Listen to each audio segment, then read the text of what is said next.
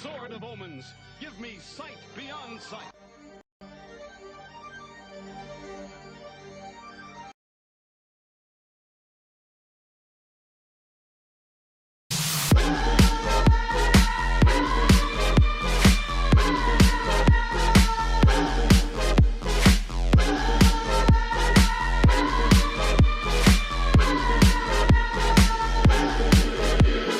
It's Wednesday, my dudes.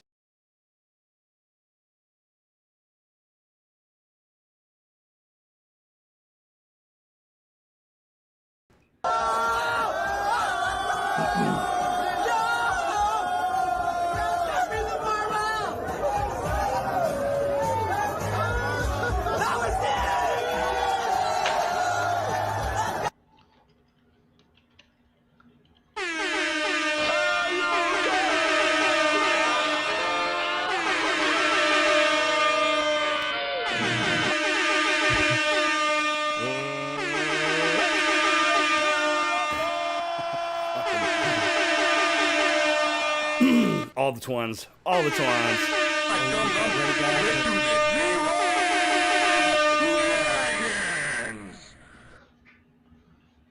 Oh my god. Oh my god, he just ran in. That's awesome. I love it. Portable bathroom.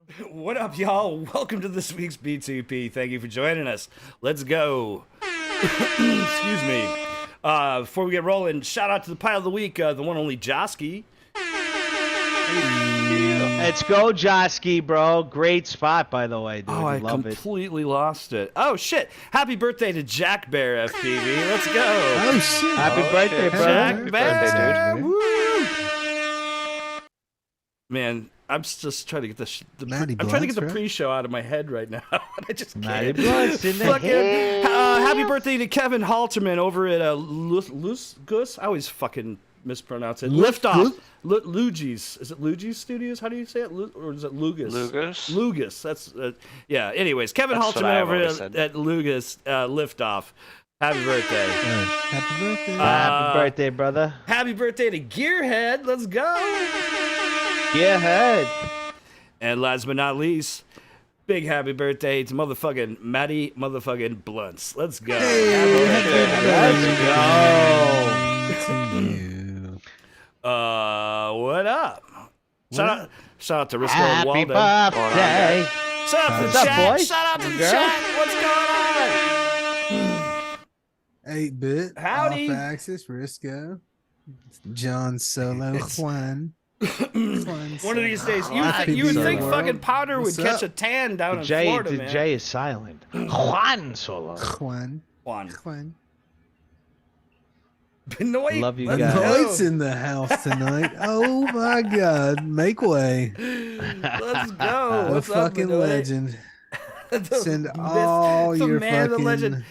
Dude, it's kind of like Terrence. There's certain things about this stream that have just, bro, fucking so That long. just are and Just have always are. just been. Hell yeah, I love that part about it. That's We were talking about fantastic. Terrence because we roll the Thundercats and then we roll the Frogs, but that's always RZ some in the thing, motherfucking and that's called Terrence. That Oh, part of the RZ. show is called Terrence. So, yeah. And Benoit is a part of the family. Let's go. Let's go. Benoit does Benoit. exist. Ah, Benoit. Shout out to motherfucking Vince, man. Yeah, shout the fuck out to Vinci. love him. Oh, The fuck. Frenchie. Miss that guy. Yeah, no Vince shit. Vice, the one and fucking only. Love him. For sure. Where's the fucking... Where's the clip? Why is Powder Where's the on fucking- fire?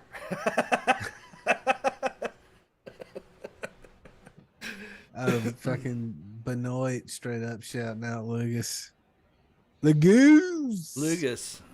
Lugas. Is it Lugas? Vince, Luska? I'll no, tell it's you. not Lugas. Can I say Lugas? one It's thing Lugas. about Vince? In respect, I love him. I'll tell you what. He was Marcus, the what's up? mad tinkerer, bro. That guy. I remember when we used to stream years ago. he would always be working on something. You remember his camera was always not even on his face. It was on his desk, bro. And he was working on a micro, and he's like, I'm building this. You know? Yeah, he would always be doing that. Yeah. Yeah. He was awesome, dude. Much respect and much love, and we miss you. Vicious Vice, bro. Marshmallows will get True story. fire. Great dude. Respect to 8 him. bits warning you, dude. Uh, Marshmallows will catch fire. man. Said powder is flammable. Well, luckily, I have my avatar is I wish made he of could turn his head and non-flammable his head would material. be like. So you know. Have you ever His have head you ever would be gone to a back of his head would hotel be and, burnt mushroom. knocked on every single door and then Marshmallow. be like, "Hey, can I get your creamer?" And then take the creamer and then ignite every single one of them off a balcony and watch a fucking giant flame. Listen, Swift, can I say, Greg, can I say one thing? I've never worried about you before until this moment right now. I'm legitimately worried about you right now.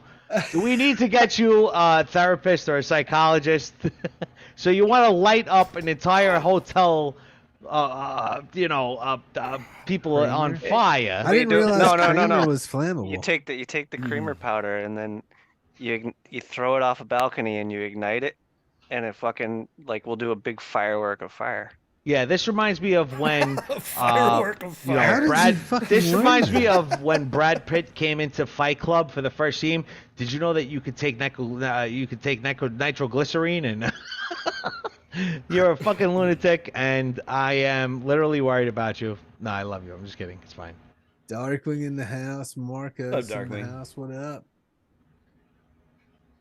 Vince always wearing black Darkwing. mugs. What's Bruh, I don't know what it is, but My powder dude. fucking creeps me out. Bro, I dude. really wish he could turn his head around, and the back of his head would be a burnt marshmallow. It'd be fucking Right. priceless. How does that look? Does that work? No, No. that No? does not work for I was me at turned. all. I was turned around. It didn't work. telling you, It one of did these, not. I'll tell you one the of these truth. days. In real life, my head actually looks like that. Confused. How was Rampage? What's Looked up, fun. Kim? Glad you had a good trip and made it back safe. Good to see you. Fucking Jesus Christ. It just keeps popping back in and out. powder. Yeah.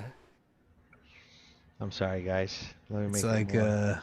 Let me make it more. they all colorful. float down here. That's not any better, really. For me. How about now? It's the same eyes, How just about with now? Enrique Iglesias fucking features. All right, fine. I'll just get rit of it. Caillou. How's that? How's that? Hold on. Oh Check it out. man, what Huh? the hell? You see that? Oh, look at that. I can spin now. Oh, yeah, you can. We can see. I love you guys. Oh, it's- Missed you guys. Sorry I missed you Yeah, last man. week. You feeling better? yeah, I'm sure Rampage will. Yeah, I I'll came tell you in the what. house It with a actually, what happened? Oh, I'm sorry. Go ahead. Hey, Kim Fuse, how was the weather at Rampage this year? Looks pretty nice from what I saw, but Yeah. when Artie and I went, it was molten lava hot. Molten It lava. was extremely For sure. hot that weekend. That weekend. That was- reminds me of. Did you ever see Cable Guy? No, Yeah, never seen of Cable course. Guy. Do you remember when he's on a basketball court? He's like molten lava. You don't remember that? I love it. I remember every line from every movie. Yeah, I remember that fucked movie up. came out in '96, I want to say, and predicted fucking multiplayer online gaming before it was even the way it is now. It's crazy, right? Remember that scene where he was like flipping out at the end of the fucking movie? And he's like, you'll be able to play Mortal Kombat with your friends. Yeah, dude. Vietnam. True story. Dude, he was like literally describing That was word when for he was word on what a satellite. I remember it's that. gonna be like, Here I am playing Mortal Kombat now. right? And you Oh, can with online. somebody in Vietnam if It's been you a long like. time. Oh my god, I'm so glad you brought that up, bro. It's way off topic from drones, but dude, everybody in the chat, everybody right here, did you ever hear a Fightcade, dude? No. I've not heard of No. anything Oh my you ever god, I mentioned. am Puzzle so fucking battle. excited right now. Listen to and me. Fucking. All right, so check it out. Listen to me. Check it out. There is this online server called Fightcade, Fite Cade, or Fight. I don't know if it's spelled correctly or not. Whatever the case may be, it basically takes all the emulators of all the old games and Yeah. it puts them together, and all the ROMs you could download right there, and it's all multiplayer, dude. Any game you could fucking think of, it's amazing. That's how I ended up playing Puzzle Fighter with my cousin that was in here last week. But if you guys are gamers, which you all are, check out Fightcade, dude. It is amazing, bro. I was the NHL champion, 94, NHL 94, dude. And my cousin was like, yeah, you want to play? And I destroyed him, and I loved it. They have Mario Kart. They got NHL 94. They got Puzzle Fighter, Tetris, Worms, anything you can think of, dude. It's literally the most amazing. What the fuck is Puzzle Fighter? Puzzle Fighter is basically Street Fighter and Tetris mixed together. So these blocks come down, and you have to match and break the blocks in order to do a move with your fighter. And you have Ken, Ryu, you have Kuma, all the different Street Fighter guys. But they don't attack each other until you put a combination together with the blocks that you have available to you. It's amazing, dude. It's a very, very smart game. If you're tactical, like you could build blocks up or you could block. I'm not going to sit here. I could literally spend a half hour trying to explain a game. You know, it's one of those things you have to check it out. Yeah, it's called Puzzle Fighter. Link in the chat, so you go fucking... Thanks for the link. I'm too busy playing. Since I grew up with all those games, and I played most of those games, well, aside from Puzzle Fighter, but since I played most of the retro games, like as they happened, like I'm happy to be playing modern games currently. No, but I'll tell you, you know what's crazy about it? I swear to God, I felt the same way when my cousin introduced that to me. No, listen, hear me out. I got a Vita, and it's got all the retro shit on it, and I hop on there for the nostalgia and shit. But I feel you. No, it's dope. Like no, but I'll tell you, you know what it is though? It's the competition aspect of it. Like we all played those retro games, and they were not multiplayer. Dude. When I grew up playing that shit, like actually in the arcade, playing with a person. You know what I mean? Like I grew up with all that stuff, so it's like. And you know that. The Vita. So you remember how like you would like line up with somebody next to them on an actual arcade machine with the joysticks, and like you would feel like a sense of competition. But to bring that back when you're like 100 years old, like us, dude, it's amazing. Like people who thought they were good when they were 13 playing those games, and then like get to play them, and 23 right now. It's pretty cool, dude. It's something that you should not take lightly. I'm telling you, Fightcade, check it out, download it, fucking, it's awesome, dude. But you have to watch a YouTube video to do it the right way, because you have to download like 3 different things. But is it all hosted on their server? It's all hosted on their server, but you can stream it on their server. You can stream it through Discord. There's different options where you could actually stream it live, which is cool because me and my cousin and like 4 other people, we go on Discord. We'll jump into the server, and then you could play with each other, challenge each other. But you stream it, so you watch it. So if you win or lose, it's like you have an audience there. It's pretty cool, It's like any other streaming service, But the point is, when you're playing those retro games like that, it's pretty cool, dude, because everybody thinks they're the master of those games until they go against people online. You know what I mean? It's pretty cool. Yeah. I mean, that's why a lot of people got into Vita hacking. Briscoe got it. Yeah, sorry. Go ahead. That's why a lot of people got into Vita hacking, so you could play RetroArch and all that stuff multiplayer on the go, online, just like you're talking about, but with a device. You know what I mean? And RetroPie, there's a lot of really great emulator systems. There's a few of them, I'm sure. Yeah, I mean that's the first one I came across, but I'm sure there's more than one. That's why I'm honestly really excited for the Stream Decks, the Steam Deck and the the new Asus and all the new portable gaming systems that are coming out, because dude, all those retro games are fucking rad, but I feel like they're geared for the the controller interface in some fashion, because like I said, I grew up playing a lot of those games in the arcade, and you had a fucking joystick and big ass buttons, and it's different, and it had a different feel to it, but I'm glad to see it, because now, dude, on my Vita I hacked it and I put 256 gig card in it. I've got all everything on the fucking thing in my pocket, basically. You know what I mean? And it's no Wi-Fi needed. Necessarily. If somebody's with you and has a Vita, or any of these other portable systems, you can play locally head to head too. Which it's pretty cool.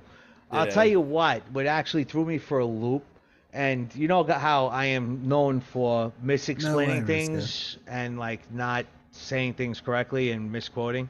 But I will tell you this, and I'm probably saying it wrong, but there's actually like steps when you download Fightcade. There's actually a step where you take where you download this other software where you don't actually have to download the game itself as a typical emulator. Mm-hmm. So there's a list of games. There's fucking 100,000 games, dude. And then when you click on a game, once you download this separate, ROM or whatever it is, it automatically downloads the ROM for you. Tiny So whoop you in the don't house, have to it's good. actually download the ROMs if you want to play the game. You just literally have to click on it. It automatically whoop in does the it for house. you. It It's streams pretty it. cool. Yeah, You That's know? crazy. Yeah, it's pretty. I'm telling you, it's awesome. But if anybody's interested in it, just DM me and I'll send you the link because my Johnny's cousin sent me favorite. the link where it's a YouTube video where it shows you the process how to do it like that. And you could use your PlayStation controller, you could use your keyboard, whatever you want to use. If you have an actual joystick, if you're into the emulators, you could use that too. You integrate it, program it, done. Yeah, but that's the last I'll talk about it. I'm not promoting it, Risco. All right, Might Risco. as well sell it. Is anybody else who's gaming? Who's gaming lately? I know. There he is. That's my cousin right there. I'm better than you at Puzzle Fighter. My cousin sucks at Puzzle Fighter, by the way. Johnny Favorite is my cousin, and he's an asshole. Nobody talk to him. No, I'm just kidding. He's my favorite person in the world. I love him. He's the one that turned me on to all of this, by the way, so you know. Really? Dude, I mean, Yeah, true story. If you have any questions, ask him. He knows all about it. a gaming topic. Have you guys seen a lot of people are building Dungeons and Dragons tables, and they're basically dropping a fucking TV down as the surface, and then basically, as your characters are moving, the map is scrolling, for you basically, and it's like That's cool. Dungeons and Dragons. You have miniatures, and they have all sorts of shit around them. It's pretty badass. There's a trend in that in the maker community, in that community right now to build. And it's just like a video game table for D&D or That's pretty Warhammer cool. or any other miniature game you want. You just you just basically project the map on it. I missed the stream last week, but I don't know if you guys spoke about it, but did you guys play the Diablo 4 yet? How is it? I've been playing it. Chad's I played a every bunch of it. I played a little bit. every it's free beta. better right now, right? Huh? It's still in beta right now, right? It comes out officially, I think, on the 6th, and if you I love pre-order, that. I love Diablo. if you pre-order, you can get it on the 1st or 2nd. Oh, cool. I think it's the 2nd. I think it's like Yeah, I'm next, definitely gonna get next that. Thursday or Friday. It comes online for pre-orders, or at least some of the pre-orders.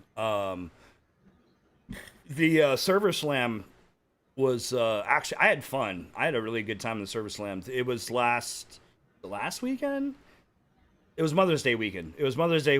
Fucking, they opened it up from like Friday morning to like Sunday afternoon, basically, and they limited you to level 20, but there was a couple things in the world that were above you, and so you really had to fucking available to you. you had to really work hard to fucking get those things done.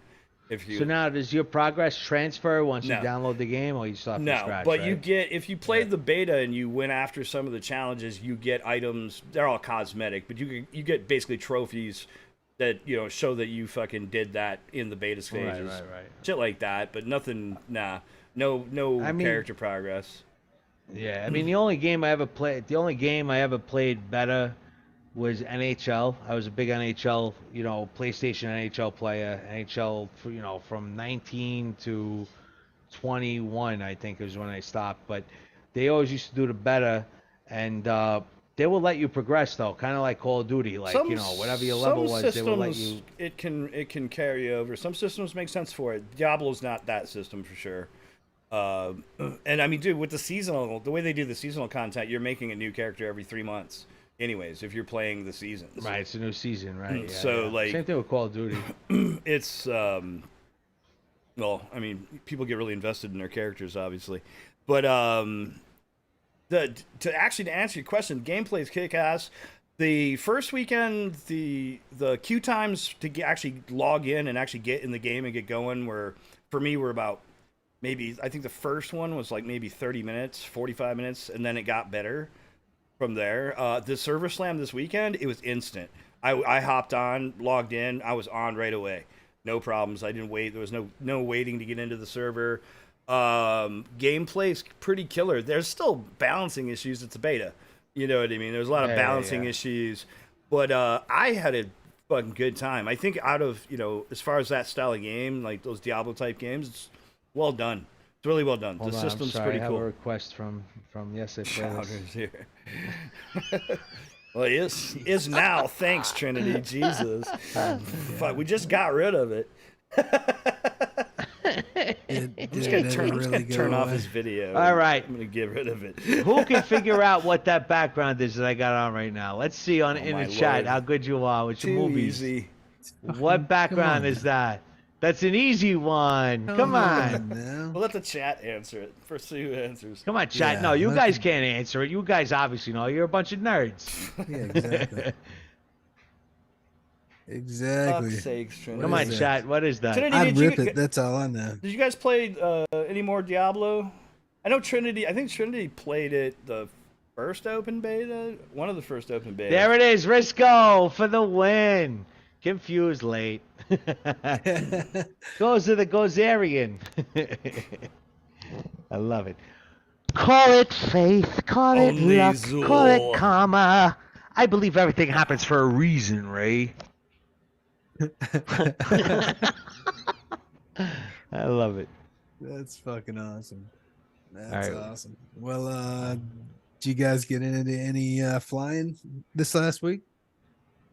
I did not. I I did flew a not bunch fly this today, a little bit earlier. A bunch, a week. I little think what bit. the fuck.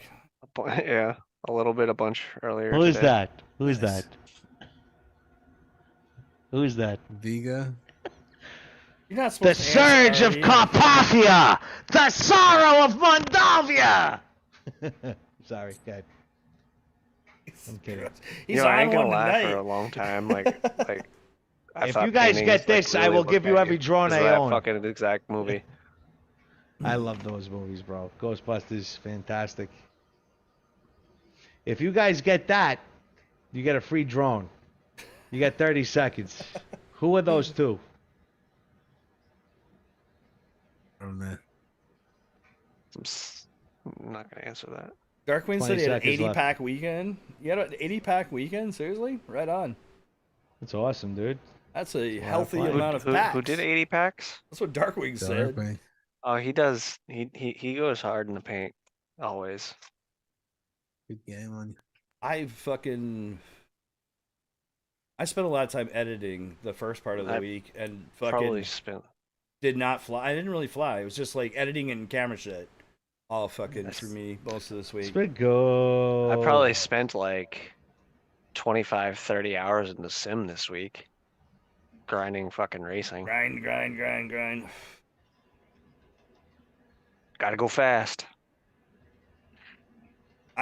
So the reason I wasn't trying to that was the point I was trying to make earlier is like with Diablo and fucking the games that I typically, if I have time to game, I have a couple games. I got one game that is just a shooter that I fuck with, and then with Diablo and like I had Elden Ring, whatever last year Elden Ring came out, and there's gonna be an update for Elden Ring soon. I don't have a lot of gaming time, so the only games I really have time to play are current games that I really want to fucking experience now, because like retro shit for me isn't interesting right now because there's just too many good games to play.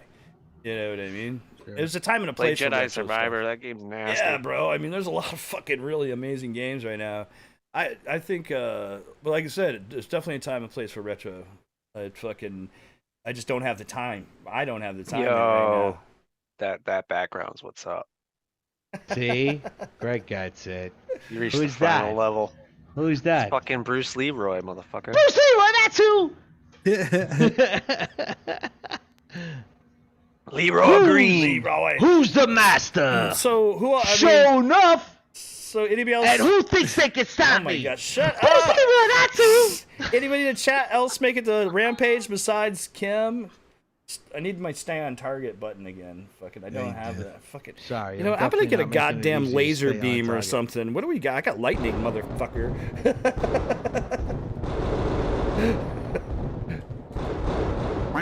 Jesus. I'm like looking around. What is that? What movie is this? Oh wait, no, that All right, doesn't you're work. getting muted. You muted Bullshit. me. You're unbelievable. Bullshit. I'll try to post some. I'll try to record some sim footage for you, Darkwing. I forgot about that. Oh man, Vince loved the coffin dance. Yeah, he did. That's it. That's it? Yeah, that's the melody to Funky Town. All right, back on quads or something. So I didn't see. I was trying to catch up on the. Diablo is going to consume my life. You maxed out all the classes? Holy shit, Yarbs. You went hard. I primarily fucking built Necro and played around with it. I did some bone. I did a bone build and a BRB. I did a bone fucking spike whatever build, and I did a fucking minion build. But against the fucking world boss, there's no minions didn't work, especially this weekend. Minions did not work.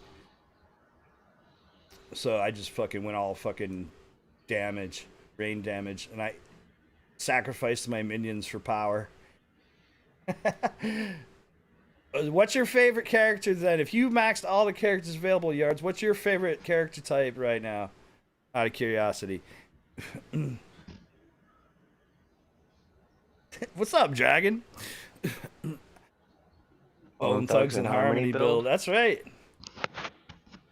And I miss my Uncle Charles, y'all. Wake up. Wake up. Fucking anyways. It's the first of the month. You guys see Haven't heard that song in they dropped the forever. fucking full res map for Some 90s shit right there, man. Yeah, bro. True story. You know what's fucked up? You want to hear a crazy thing? I'm muting So you. now, you guys all heard that. No, shut up. I'm talking. Stop. I just cut us over to the fucking for the love of God. Yo, so this is the map for multi-GP. Fucking I totally lost my train of thought. I'm sorry. I was trying to get it out. You guys see the map for multi-GP? That's what it looks like.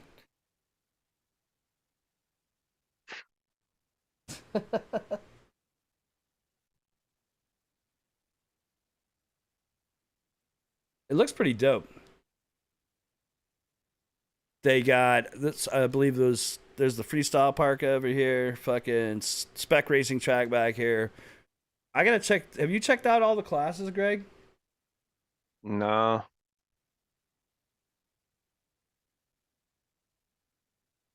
Tiny Whoop tent.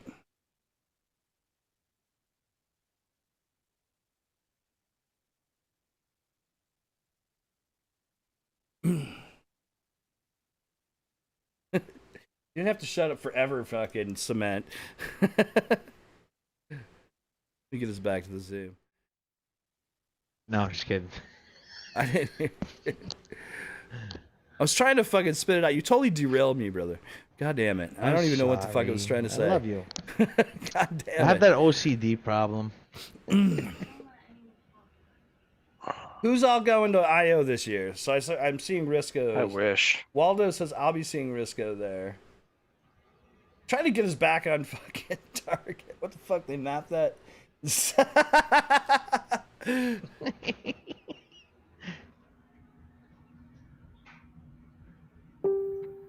Underground pipes. What are the underground pipes? Snake. Oh, for Sim City? Is that what he's talking about?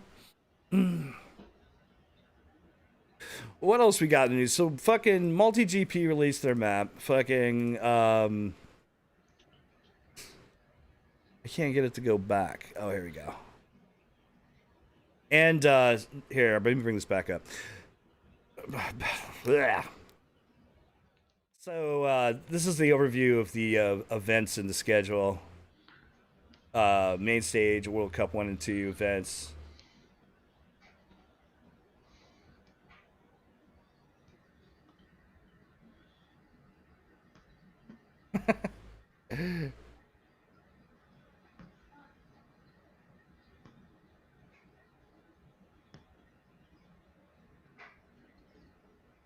cracked props. Trying to see. So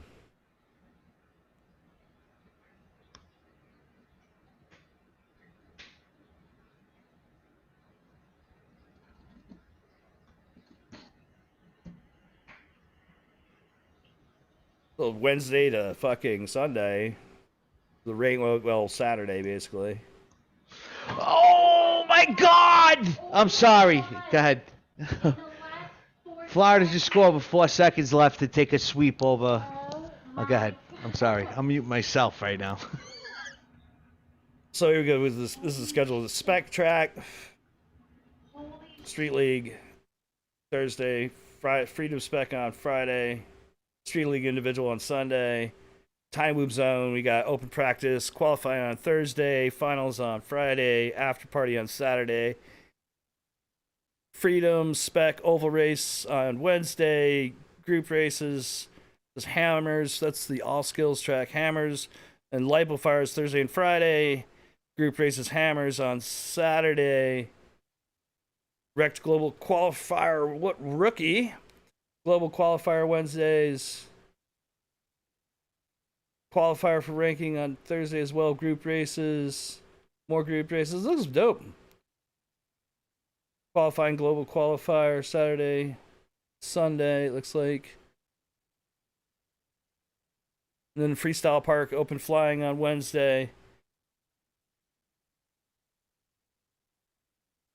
Obstacle courses Thursday, Friday.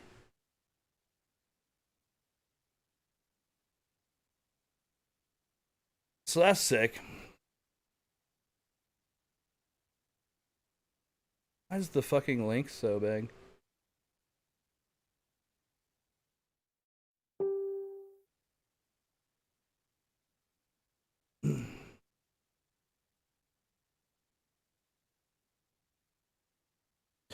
I'm hopefully gonna make it. I'm gonna hopefully try to make it over at least for a day or two to hang out at IO this year.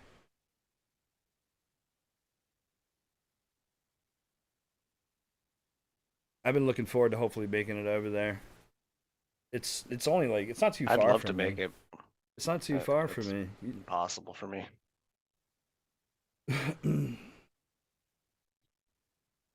Where's the target button, bro? Fucking right. I totally need a target button. Anyway, so what else we got for news? So fucking multi GP looks dope. Hopefully I'm gonna make it, and hopefully I'll see at least some of you fuckers over there. Looks like Waldo and Risco are definitely gonna be in the hood. June and July. Wait.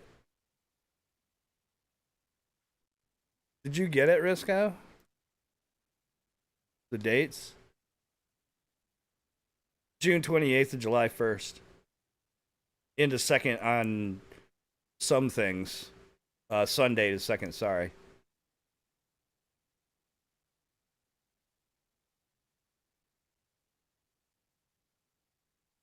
What else? So you guys see what else we got? We fucking anybody checking out fucking with these those new FCs with the AT32 chips?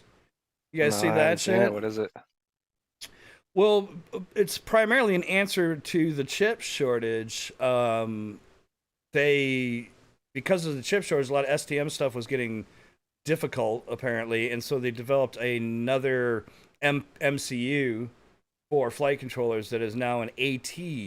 So you know how you have like your F4s, F7s, and you know various flavors in there. There's now an AT32 version that they basically have forked Betaflight for support, I think. And I don't know if I got to read about where it's. I hadn't seen if like when it's getting merged into like Betaflight or whatever. Caution compatibility with Betaflight. So at this time, AT32s are not compatible with Betaflight yet. They're running a special fork of 4.3 called AT Betaflight. What's special about these?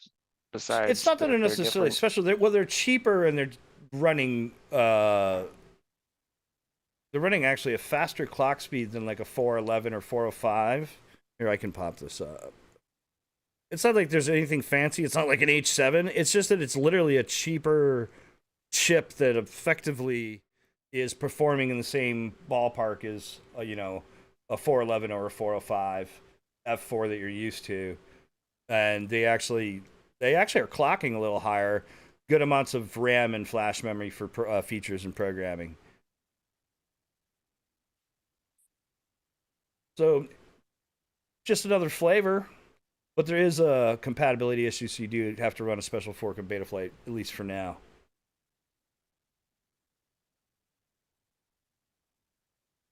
This is up on Oscar. I could fucking post it in the chat for y'all. Fucking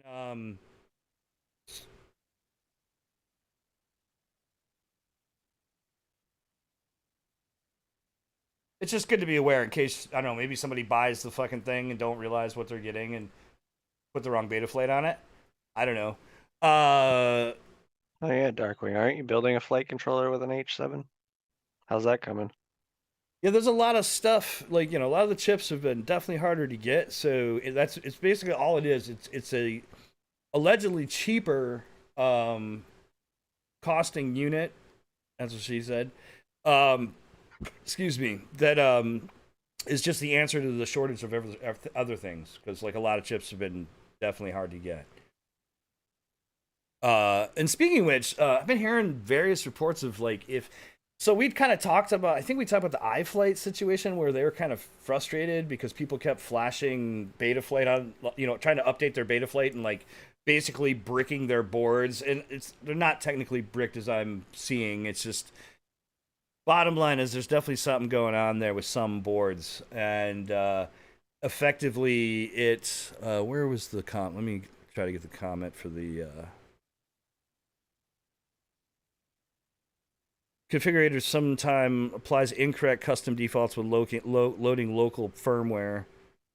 Where was the other?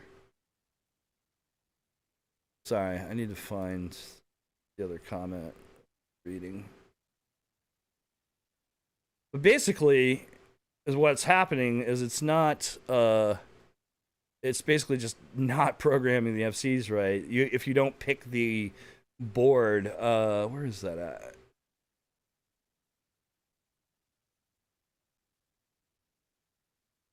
Oh, here.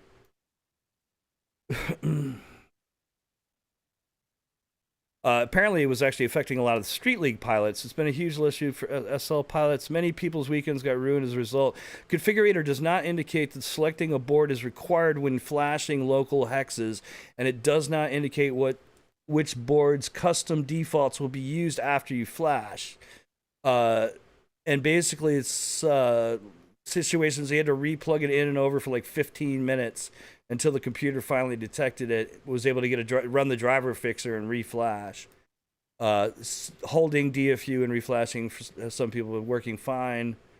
But basically, I think that's exactly what caused the iFlight issue, is that people are flashing different firmwares and the defaults don't match, so it's just misprogramming the board altogether.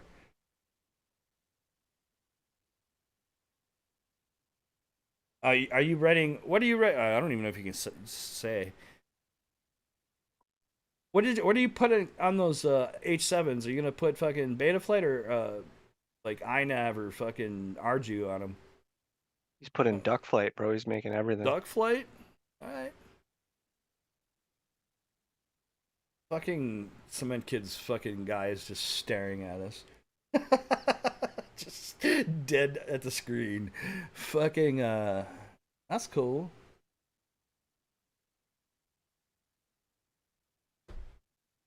Sorry. Right now. I won't talk about it, but I'm very excited. Pretty awesome. What are we talking about? I don't know what he's Florida talking Panthers about. just swept the Carolina Hurricanes, going to the Stanley Cup Finals, bro. Oh, Love it. shit. Let's go. Let's go. That's the last I'll mention it. Forgive my excitement. Betaflight It first. was game 4 for the sweep. They scored with 4 seconds left to sweep the Carolina Hurricanes. I love it. I'm very excited. Fucking hell. I put He's my fucking- I put my Florida avatar on. You guys like it? All right. I'm sorry. I'll turn it off. What else is new? Fucking good lord. So we talked about while you were gone. Already, we talked a little bit about the multi GP setup and fucking the schedule, and nice. apparently Beta Flight's bricking flight controllers if you do it wrong. I don't really see.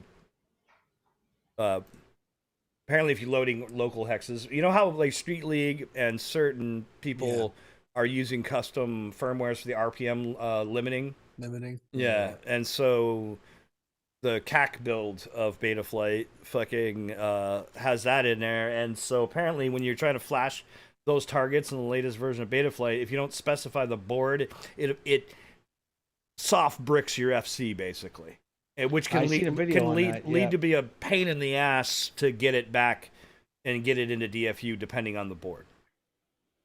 Yeah, word. Right, whether it has Which I was prepaid or saying, I think it probably directly relates to like the same thing that iFlight was experiencing because people are upgrading and, you know, undoing what their targets were doing originally. Word. Apparently, it's flashing whatever defaults, and you can't really tell which version of the defaults it's flashing. So off topic. So how is the whole situation with Orca developing now? So is everybody able to upload the new firmware and that's it? Yeah, as far as I know, the firmware is fine. I mean, mine are. The vast majority of people were able to fix it, and those that weren't were given shipping labels. And I think Sparks has already got his back. And didn't he say that earlier? He just got him back, right? Yeah, Sparks. So. Sparks sent his out, and they're back. They were here. Let me just double check. Quick as shit. They usually are. I mean, with the exception of my situation, they are usually quick. So there's that. But I think it's all I'm taking care of. My goggles work better than ever. Yeah, I would say that. Trying to see what date he sent those out on. And again, they ended up doing that on the house. So was there any confirmation that it was actually the developer of the firmware that bricked the goggles with Orca, or? I think I'm not. I think they've been pretty hush hush about it because it's gone to court and shit. Right. Garb says I got my Orca Vivo back from Orca. They had them in the house for 2 days. Yeah, it's not too bad. That's insane. Yeah, I mean, I was just trying to see what date. Sparks had posted a picture of the FedEx truck taking his away. I was trying to see what the date was, but he said on the 18th he was getting them on the 19th. I don't think it was very long for him. It felt like maybe a week, if that. Well, considering the volume of people that are sending them in to get unbricked, that's actually impressive. I'm not gonna lie. They probably have all hands on deck working on it. You know what I mean? Because I mean, I don't know how many thousands of goggles have got bricked that got sent back to them, but yeah, that must be it's crazy. I'm sure. Getting some overtime for some people. I don't think that nearly that many went. If I had to speculate, it looks like it took about from round trip door to door. It took about six days for Sparks to get his. Because he posted they were going away on the 12th.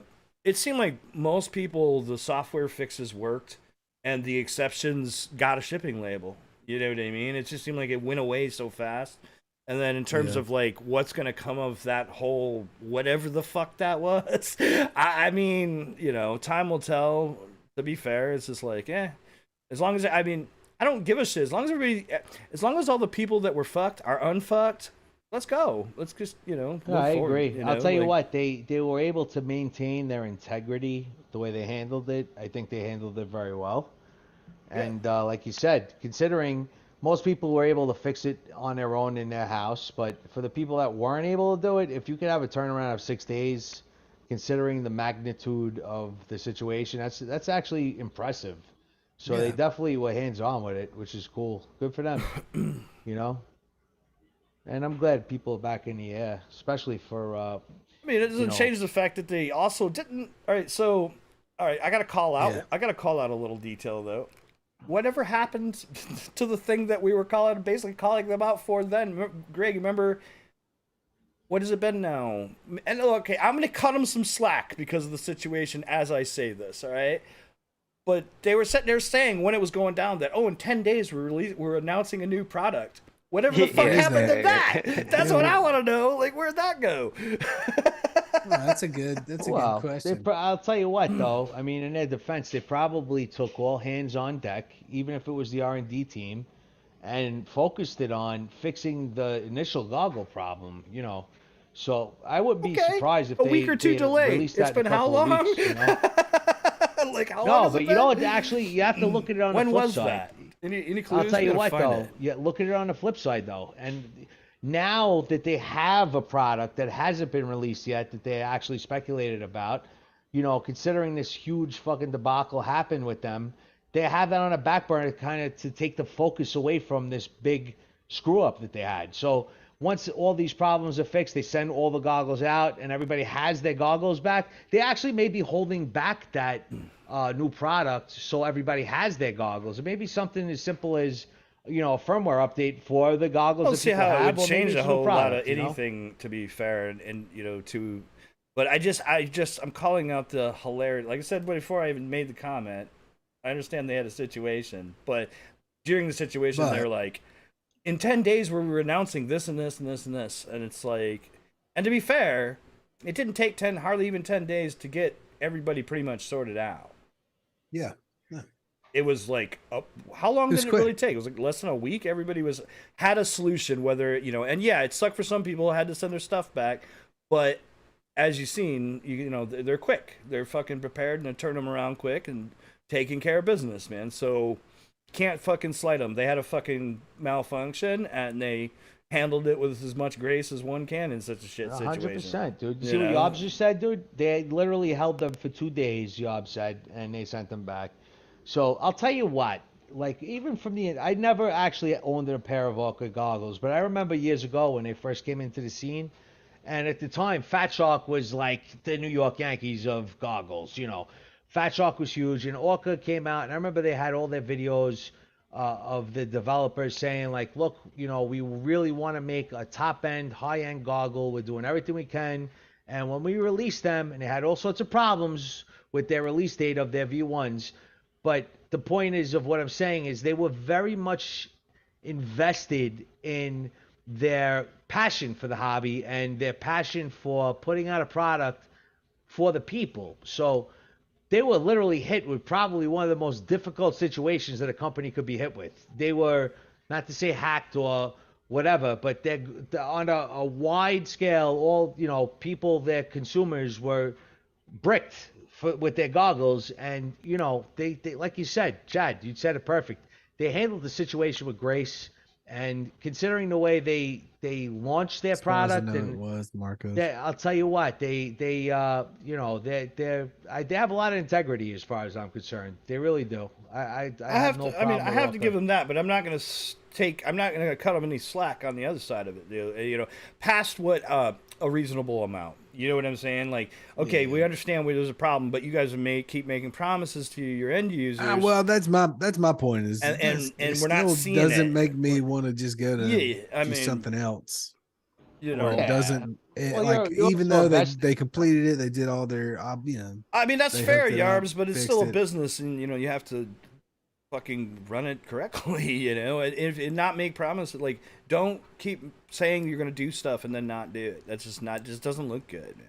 And because the FPV, obviously the FPV community is very passionate, right? So like, about things, and like, I just think that last year there was a lot of diehard Orca people that were really excited and they were hyping up digital, and then now they're like backpedaling, and then during, like I said, during that whole debacle weekend, they were like, "Oh, we're releasing a new product in 10 days." Yeah. What up, dude? Yeah, I thought that was kind of funny that they would say that. Yeah, in the midst I agree. of that all bullshit. I'll tell you what. I'm going to give you guys, just humor me for a second here, right? So now, obviously, FPV is a hobby. I mean, some people make it a career, obviously, but for the main part, it's a hobby. Okay. So now, people in general with any hobby, whether it's FPV or whatever it is you're into, whether it's aquaria or race cars or whatever you're doing, when people, you have different levels, right? So people get obsessed. Like there's obsessive people, especially people that are in it for, just a matter of months or a year, where they obsess to the point where they're literally searching and saving and subscribing to every single person that's involved with the hobby. When you have people like that involved in any business, okay, there's a certain level of expectation. So a company like Orca or Fat Shark or Walk Snail or Cadix or DJI or you name it, any one of the big companies that are involved with our hobby, any mishap or anything is judged on the most ultimate scale to those people that are just fresh into the hobby. So there's a level of optimism with people like us, the four of us that are sitting here that have been in the hobby for a long time, where we accept the fails and the progression of any company. But then there's people that have just got into the hobby where they're pessimistic. So they just got into the hobby, they just got into digital, or they just got into whatever. They buy a set of Orca goggles, right? And then this happens a month after, and they've been in the hobby for 3 or 4 months.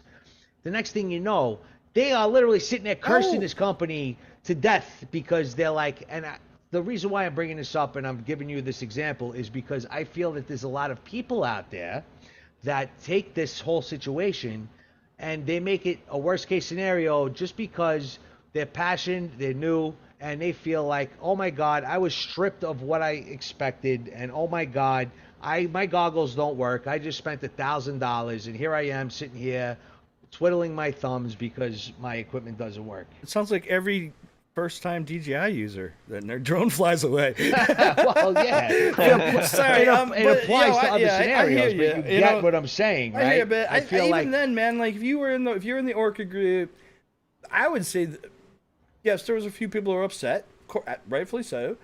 But all in all, the general Orca group stayed pretty fucking positive throughout the entire thing, and it's like most of the end users were like, oh shit, this sucks. Okay. And then it got sorted, and it just kind of became a non-issue, for a lot of people. Well, the point is that me, as a third party that doesn't own a pair of Orca goggles, I look at the whole situation from afar, and I say, hey, you know what? I think they did a fantastic job. Me, personally, I think they went above and beyond, and they did the best that they possibly could do in a total devastating scenario as far as their company goes. And kudos to them, dude. I tell you what, and if they put out a product, that supersedes Walk Snail or HD0 or something like that, I would consider it. Because I tell you what, I look at them now, and I say now, after watching this whole thing, I say, you know what? That company cares about their product, and they care about the people that's buying it. And God bless them. Honestly, am I wrong for saying that? Oh, I'm just saying. That's your opinion. I mean, my opinion differs a little bit. I like their product, and I don't think anybody's taking any of that away from. I'm sorry to cut you off 1 second. I don't think anybody's taking any of that away from, but they still have to be, for lack of a better term, held accountable to the things that the promises they've made. They're promising. As a business, it's great. Okay, you didn't fuck me this time. That's awesome. We really appreciate that as an end user, right? We want to make sure our investment was a good one. We want to feel good about our investment. But past that, it's like, I know a lot of Orca guys that got really disheartened because of the lack of fucking promised progress. And anything, you should, as much as I dislike certain aspects of DJI's business model, one of the things that, they'll leak products, but they don't prematurely ejaculate products. When they put shit out, they have a much bigger payroll. They'll have something set in stone before you even hear about it. They have an R&D team that's spending fucking tens of millions of dollars. None of that matters. I'm talking about a fundamental point here. DJI doesn't fucking prematurely announce products. That's just a business product. That doesn't have anything to do with how much budget you got. You could be a small business person and make sure you have a good product before you announce it, or not. Orca chose not to, and they continue to do that. Chad, I'm not disagreeing with you on that at all. But what I will say, which counteracts that, and like I said, once again, let me reiterate, I'm not disagreeing with you. You're right. But at the same time, like I just said, DJI has a budget that is far beyond these small companies, even Fat Shark or what was the other company that got Red Cat and all those companies. Don't get me wrong. I'm sure they're worth millions of dollars. What does it have to do with the way you do things? It has a lot to do with it. In certain regards, when you have an R&D team that you literally budget tens of millions of dollars to produce products, they can announce a product preliminarily to say, hey, we have a product coming out in July, because they know they have 50, 100 guys that are about to produce that product. They know they're going to be able to bring that product out. That's my point. For the date they say. They don't do that, those cement. They don't announce their products until when they make an announce, they ship it pretty much immediately. Yeah, because they literally get all their ducks in a row, and then boom, they fucking throw it at you. I'm not. Listen, like I said, you don't have to have a budget to do that. To do things that way, though. That's my point. Look at it.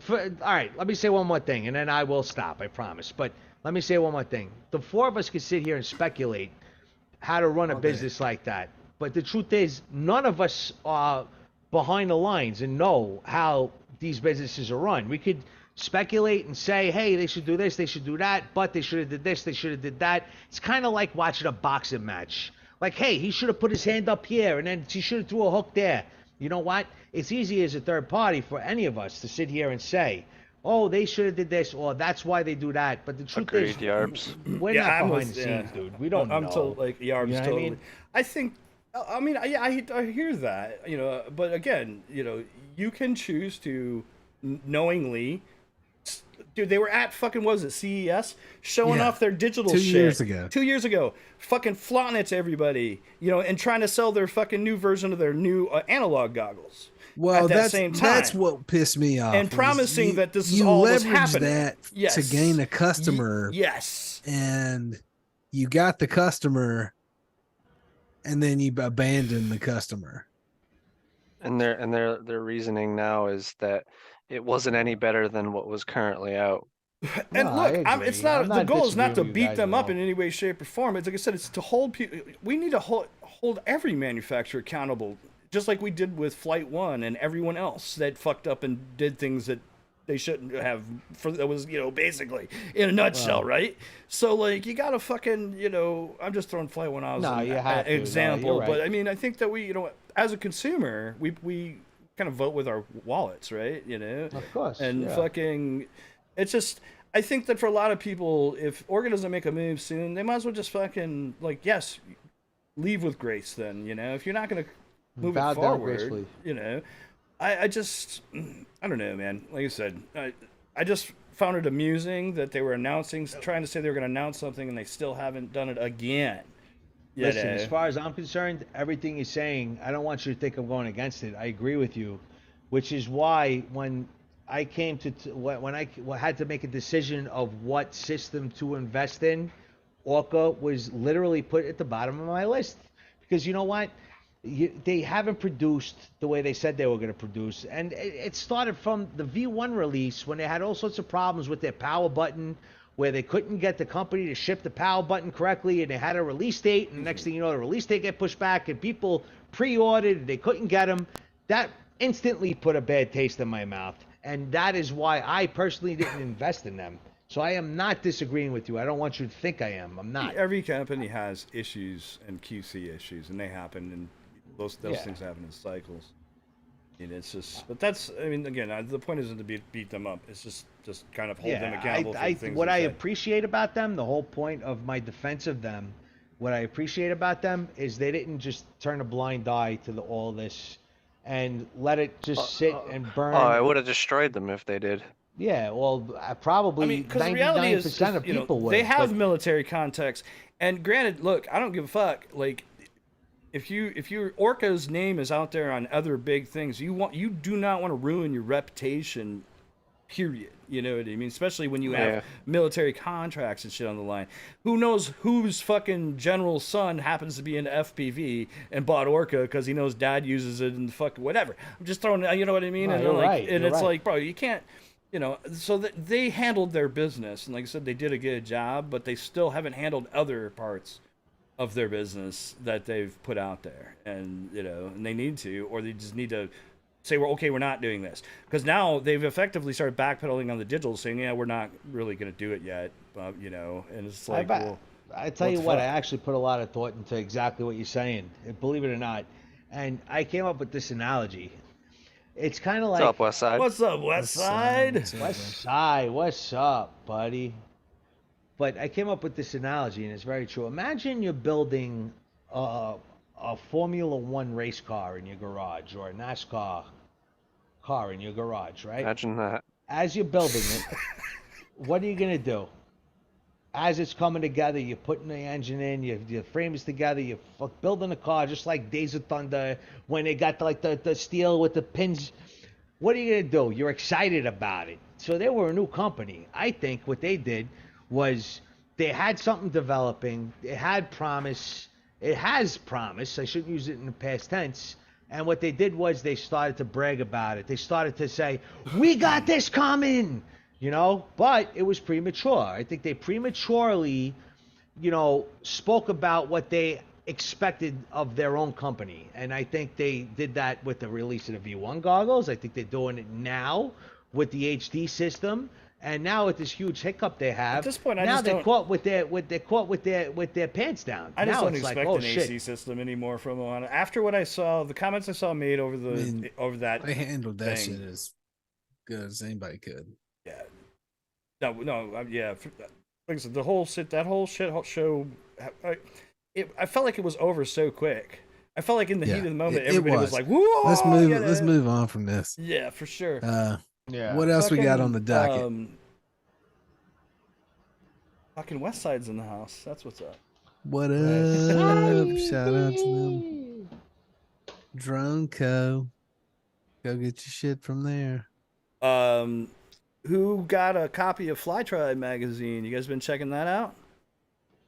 I have not. I don't even know what that is. I mean, neither. I never heard of it. Is it porno or is it? It's a FPV magazine. Nah, I'm kidding. Obviously, Fly. FPV porn. FPV porn. See, I've whacked it once or twice to some drones. Mostly 7-inch. I'm kidding. Zang, what's up? What up, bitch fly? What's up, bitch fly? Bitch fly in the house. So apparently Fly Tribe is doing a digital and a print. Imagine that, a print magazine about FPV. And they just got their first issue out, and there's a digital release, which I was trying to figure out how. Oh, I want to be in the centerfold. We got to get Gravy and his nipple tassels, fucking his fucking prop nipple tassels. Yeah, his nipple props. Gravy has nipple tassels. He's got nipple props. He's got nipple props. There's a video. I have a copy somewhere. So we put that up on. I have a copy. You've never seen that video? I don't have it. You've definitely seen that video. He advertised some nipple tassels for sale. Can we stay on topic? Definitely remember Fly that Tribe. if I seen it. What up, Goonie? There's a fucking Goonie, what's up, bud? So it's dope because they're kind of doing like a fucking. They're doing like a fucking. You know, kind of like a skate zine. Oh, here we go. Like a 411 fucking. Here's the magazine. Electronic version. Yeah. You can thumb through it. Let's sign up. I see Erod. FPV Mama. Oh shit. Bobby. Bunch of fine folks in there. I don't think I'm gonna go through all 132 pages. But here's the content, the contents. Pretty cool. Yeah. But it reminds me of like, you know, old Thrasher magazine. And like fucking. Yeah, it's dope. That's pretty cool. Yeah, I like it. Fun stuff, man. I wouldn't even buy the Thrasher magazines. I would just be skating. Me and my homies walk into Walmart, walk to the magazine section, just read them right there. Read them. We'd sleeve it. Anything in Kmart or Walmart when it was monster trucks. Fucking terrible. But it's actually super dope to see a print fucking, you know, a print magazine fucking popping. Super cool. Also a whoop there. Oh no. What was it? Goonie apparently flew into somebody's head. No. Was it with a whoop or like a full Wait, 5 whose inch? flight was it? It wasn't your flight, was it? That is a Helios spring. Holy shit! They're talking about springs in the. Oh boy, I didn't catch this actually. Wait, so is the girl all right? Was that the one? You're not talking about the video with the girl on the Goonie, car. send me a link. It's probably the video of the girl sitting on the car. Dude, I fucking love the spread. like. I just love this. I saw that. She got the gotta drone say. stuck in her hair. That was my favorite video of all time. I love it. Definitely. Spring to the down. future. I just gotta say, I love the fact that this is here right now. Talking about the IMUF. Hell yeah, emu flight. Yeah, so check it out, guys. It's pretty dope. Fucking specimen, little showcase on there. Oh, is he? Nice. The bot man. All of my favorite people's bot grinder.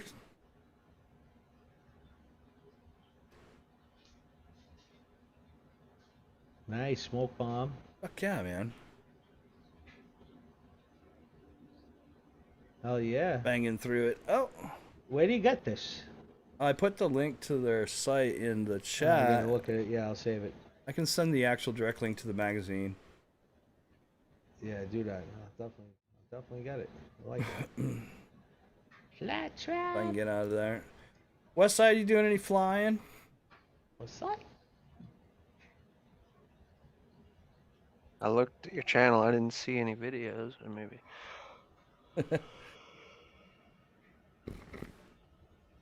I was just like, just submit some stuff. Submit some stuff. Submit some pictures, Vitchfly.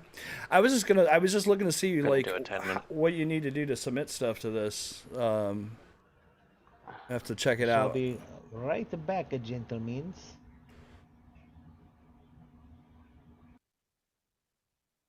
Oh, here it is. I found the link. Photos, videos, writers, and other contributors. How you liking that new machine, Westside?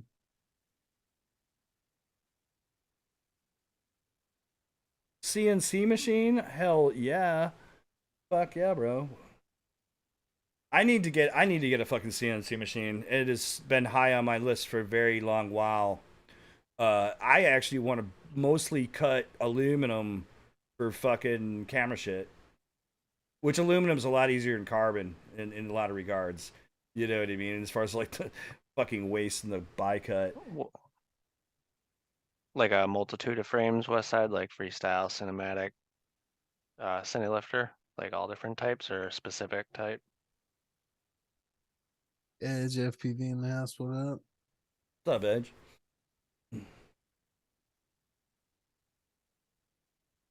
Hell yeah. I gotta get a machine too, but to cut guitar parts. I mean, dude, you haven't like I had to buy a fucking dovetail. Dude, a dovetail plate, like a decent sized dovetail plate for cameras, at least 50, if not more. If you're like, depending on what you get, anywhere from $50 to $300 for a dovetail plate. You know what I mean? And just being able to cut fucking aluminum for plates and pieces, like building fucking, building Steadicam crap or whatever, fucking, yeah, CNC. And I'd love to be able to cut carbon. How do you know how thick of you can you cut? Maybe play that video.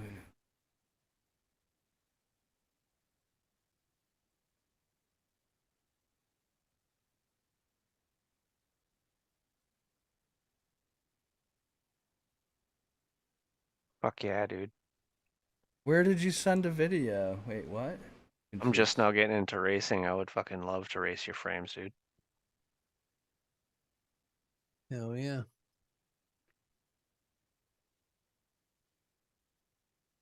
Possibilities are endless, man. I'm trying to catch up on all the toys, printers, CNC. Where's the EDC? Where's the EDC 6mm carbon?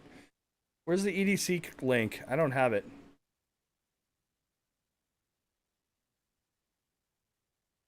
Stepcraft, nice. Stepcraft D.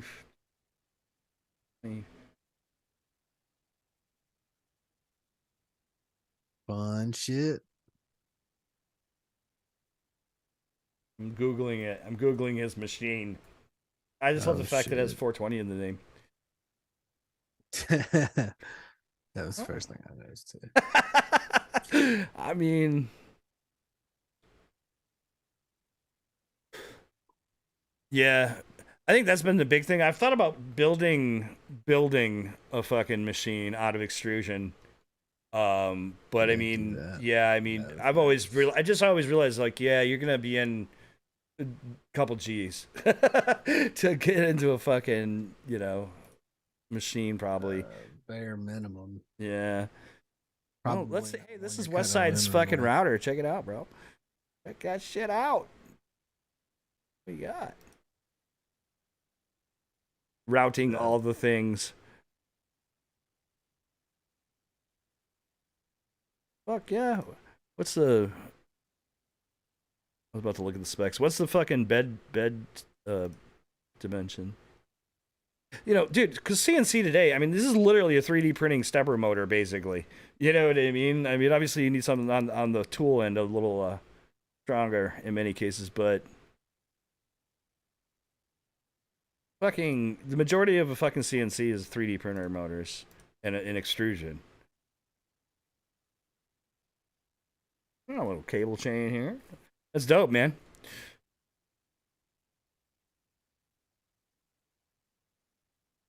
D420. Oh, yeah. That's cool, dude.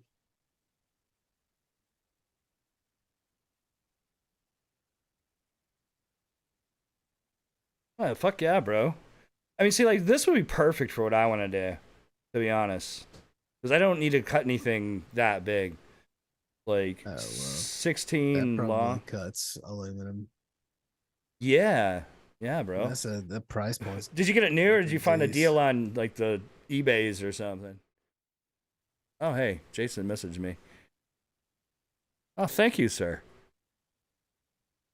He has sent this a video. Let me get that.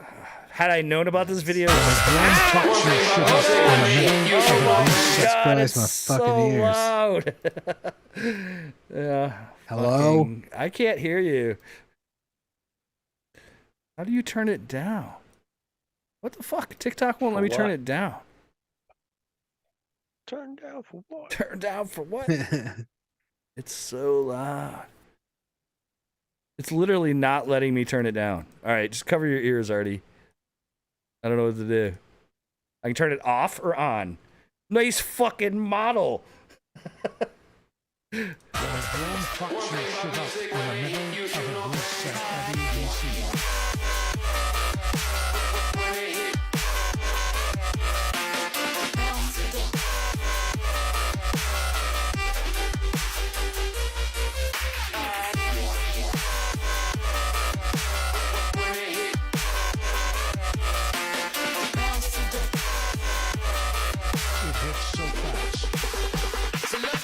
What the fuck?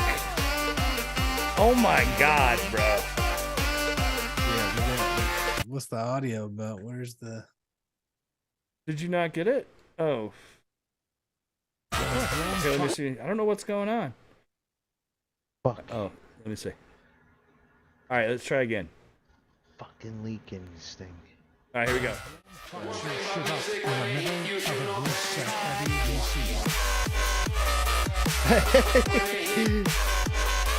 Nah, dude, the switcher failed. It should work this time.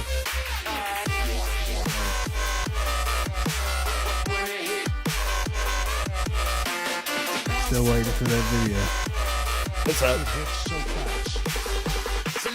What is this?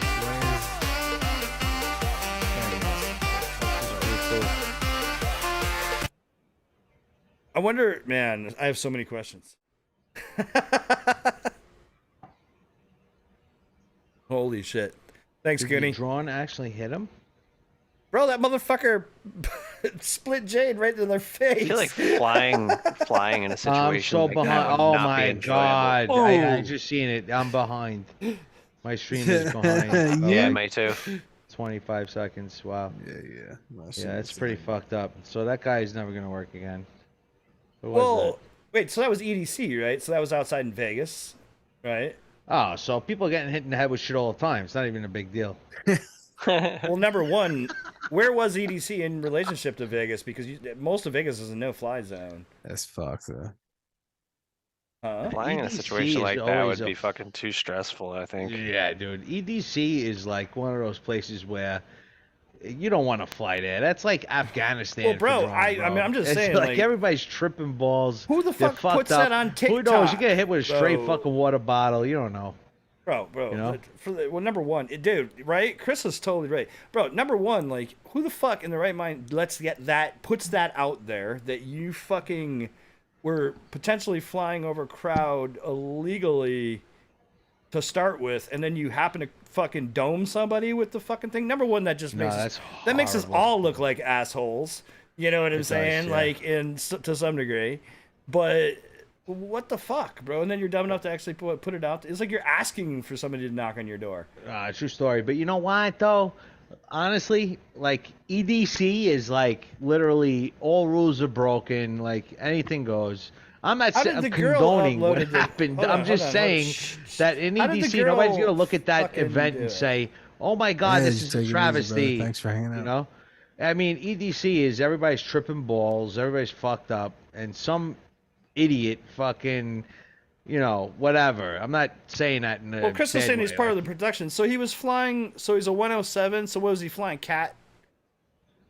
Category, was he flying sub 250? Had to be a Cinehoop, I'd imagine.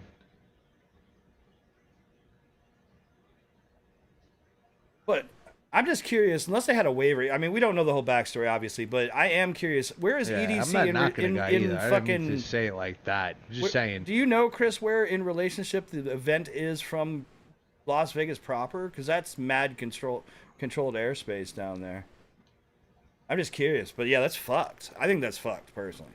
So if he was fucking working for production, yeah. There's a lot of Chris said details the you don't know. fucking girl took the fucking drone home. It was a QAV Cine. The girl took the drone home. It was a Party QAV favor. Cine. That's actually I didn't beefy. see that. Holy shit. probably hurt. Yeah. So she posted all- online. So that's like your not sub extra. 250 So though, you right? not only did you dome somebody with a fucking quad, you let them take it as evidence and put it on the QAV internet. 250 dude. is sub Like, what the 250. Is that why fuck? it's called QAV 250? It's north of Vegas. Okay, right on. It's at the Speedway. Okay. Yeah, that's why No, I I'd tried to ask that imagine it's like the earlier because I was vortex. like, because like, bro, yeah, if you get, they'll fuck you up in Vegas for flying around in fucking proper. But I'm Like New saying EDC is like, dude, I've gone to raves that will like, I've seen some shit where That's fucking. I'm just saying, That's priceless. like it's man. an EDC event. Like I don't know. What does? You know what I'm saying? But It's I know not you're about fucking to say, Burning Chad. Man, bro. What does It's that not have to do with Burning anything? Man. Like, dude, have you ever gone to? I know I'm asking the wrong person. I apologize for even saying it, but have you been to an EDC event, dude? Like anything goes over there, dude. I've seen girls peeing in the middle of fucking. Like, they're horrible. I think like, generally speaking, I'm not the saying that it audience is, condones like definitely unauthorized fucking drone flights, but more down the for same shenanigans, but it's. yeah. At the same time, I'm saying I would not. Catalina fucking wine mixer. Exactly, it's a Catalina wine mixer, dude. Like I would not dismiss the fact that some guy was like, "Hey, dude, I got a drone, let's go," you know, like and just fucking threw it up there and smashed it. Burning to some That's Man what or it girl. looked like to some me. shit. Is he just ran out of battery. It's like, dude, I'm tripping, but you know what? I could do it. You know. I don't know. I'm sorry. I think he was probably part of production. No, Chris. Yeah, it's already being stated that.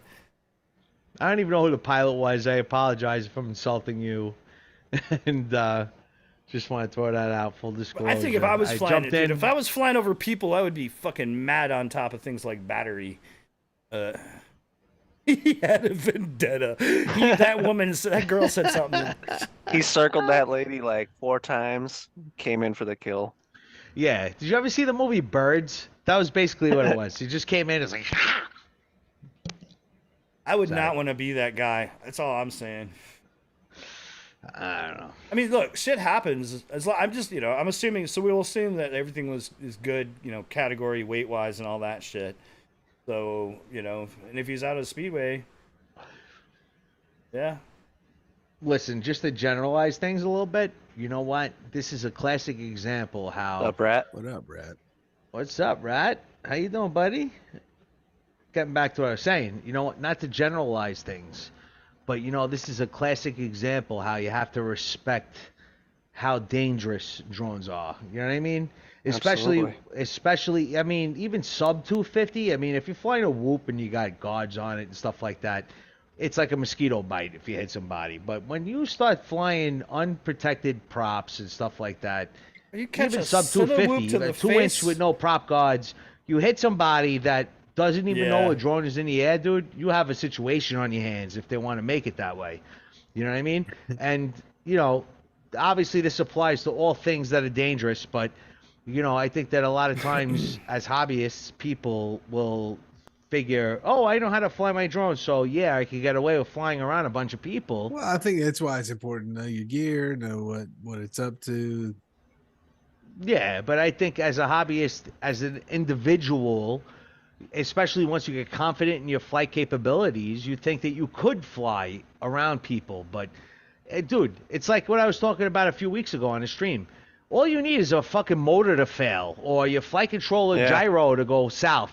The next thing you know, you have no control of that fucking thing, and you can fly it into a 9-year-old's eyeball. You don't know. These things can send your quad flying rapidly in any random fucking direction. Exactly, dude. That's my point is... That thing, you have to respect it like a loaded weapon. I don't care if you're sub 250 or you're flying a 10-inch drone. You have to respect that thing, dude. True story, man. Oh, yeah, absolutely. I still treat my fucking drones like live grenades when I'm fucking using them. We spoke about this, like a month ago. Like, you're still scared of your 5-inch drones when you build them and you do tests with your motors. You're the one that told me you're still scared of them, and you should be. A drone is literally, you have to treat that thing like a loaded freaking weapon, dude. True story. The high voltage 10-inch rigs. When I started building the higher voltage stuff, that's when I was really like, I mean, dude. To be fair, the first time I plugged in my first 10-inch, I didn't know what to expect. I was like, what the hell's going to happen? Yeah, it's scary as fuck, dude. Like, yo, that drone is scary. Right? And I'll tell you what, I confide in you as a good pilot. But I've literally been real life with you with that drone flying. And I'm not a bitch about it, But that thing is fucking scary, dude. I'm not going to lie. Especially when you crash to the ground like Men in Black. Like, that thing is fucking scary, dude. Like, I'm not going to lie. As a spectator, I wouldn't want to be around the first one, the fucking nasty. I said that. I think Westside has to pretty much set know your skill. Yeah, for sure. Yeah, but you see what and make Westside. Sure you know your skill about I agree with Westside. Your gear, man. Know your skill, but you cannot control the variables of equipment failure, dude. You cannot control that. No, you could think your drone's fucking absolutely perfect. So Chris said, see, the risk management. If you exactly, dude. You like your drone, you could be a great pilot, you could be steel, you could be whoever the fuck you want. If your motor fucking smokes on you because the windings weren't right from the factory, you ain't controlling that fucking thing. It's gonna go wherever it wants to go, and that's why you don't take something like that that's untested out and fly it around over people's heads. You fucking burn it in, for lack of a better term. I wouldn't fly a fucking brand new quad over some people. No, absolutely, man. I mean, it's like know your skill, know your gear, know your fucking method to manage the risk. Risk management, exactly like Chris said. You gotta fucking look at what you're doing and fucking make sure. Yeah, no, it's true. You gotta mitigate. You can mitigate a lot of it. And when you're flying, try to mitigate when you actually fly over people as much as you possibly can. Yeah, Like I'll tell you what. when I was flying and filming those motorcycle guys, there was people around, but I made it a point to try my best to not fly over any actual person other than the dude riding the bike because he okayed me if I even hit him. He's like, hit me, I don't give a shit. I'm like, all Yeah, right. he's got a helmet on. Before I start, before I start really ripping the tens, man, I'm multiple packs. I'm fucking, when I do a new build, any new build really, before I start going really ham, I fucking run multiple packs through it. I work on my tuning. That's part of me. That's part of the reason why I like to do the whole tuning process, because in that, if there's something wrong with the quad, it's probably going to show up while I'm tuning. If I give it a bunch of P gain and something's not right, or something, it's going to smoke, or what, you know what I mean? That's when you're kind of stress testing it. Well, you got to stress test it to mitigate obvious faults thing. you could do with what you're saying, like flight test stuff like that. I'm going to tell you guys a story. You guys but a want to hear a motor's story? not going to just smoke for no reason. There has to be a reason. No, but for I'm going to tell you guys a story. You know I want you guys to listen to this, because this is a fucking true story. You want to hear a fucking story? First story I'm going to tell in a long time. All right. So where I live, there's a lady that lives next to me. Her name is Deborah. She's an actual police officer, and she has her police car in Florida. They actually take their patrol cars and they park them wherever they live. It's like their personal car. So I got there sitting there bullshitting with her one day, and I just bullshit with her for like a half hour, and I was like, I'll tell you one thing, the difference with Florida compared to New York is the accidents out here, I was like, accidents in Florida, people fucking die, And she was like, I'll tell you what. She goes, I'm always on accident investigations. She goes, and they have an accident investigation team that comes in, whether it's the 95 or the Florida Turnpike. She goes, you know what happens with these people?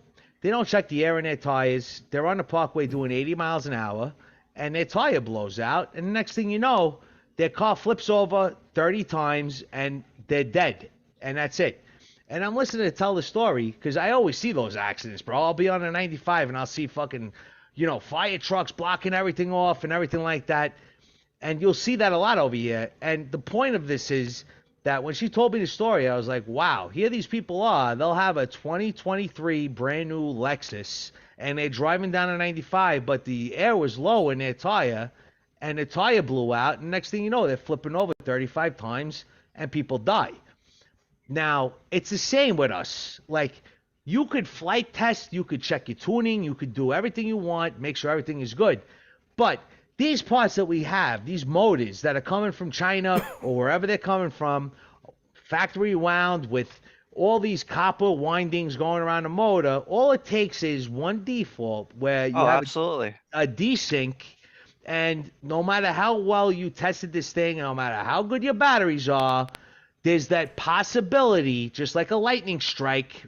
No pun intended Murphy's with my law background. Always applies, bro. But it's what it is, dude. But at the end of the day, I have a set of fucking T-Motor fucking F60 Pros that are in mint condition, but I can't use them because one of them will fucking desync the quad. I tried it on fucking multiple fucking quads, and fucking no matter what I put them on, will desync. Like, I'll fucking throttle up and it just fucking it falls makes me over. wonder if it's wrong. It's wrapped wrong, and like it's the wrong KV or something. Like maybe it's just a mislabeled. I mean, look, again, defects definitely happen, but I mean, I would say generally speaking, especially with something like a Cinewoop, for example, like or a lot of Cinewoop. Yeah, no, the dude ran out of battery. I would never take a quad that I freestyle bash and use that for a quad I'm going to fly over people. That would never happen, But in the process of flying, we do tend to, it's about maintenance. Like you said, they don't put air in their tires. There's maintenance. You got to maintenance your shit. You got to pay attention to what you're using. But Cinewoops generally don't get bashed around as much like that. And so the chance of failure is much, much, much less, because well, Westside's saying the dude's quad didn't fail. It looked like he ran out of battery, which is a user error. Which should have been paying attention to his fucking voltage. 100%. And you know what? When a situation like that, when you're flying around a bunch of people like that, you know what? That is pilot error on a level where that is catastrophic, bro. And I'm not it's negligence fingers. It's negligence, dude. And I'm not pointing fingers at the dude. I don't even know who it is. What I'm saying is that if you want to fly around people like that, dude, you know what? It should be a controlled environment. and you have to understand the risks. Listen, me talking to you guys right now, understand, I'm not sitting here pointing fingers like I'm fucking Sergeant Drone Safety. I've literally dove 60-story buildings with 30 people underneath me. Like, I have been in risk of doing that exact same thing. But in hindsight, it's kind of like when you go to a bar and you fucking drink, right? And you're like, I'm all right. Fuck it. I'll drive my car. I'm all right. But you know what? If somebody blows a stop sign, you kill them because it's their fault, you're going to jail for DWI manslaughter. It's the same kind of concept. You know what I mean? It's like things happen, bro. It's a lightning strike, you know? Watch this shit It's what it is, you know? For sure. Hey, boys, I got to bounce. I got a crying child. Okay. I'll, love you, boys. Love you, brother. I love you. I just want to watch this descent again.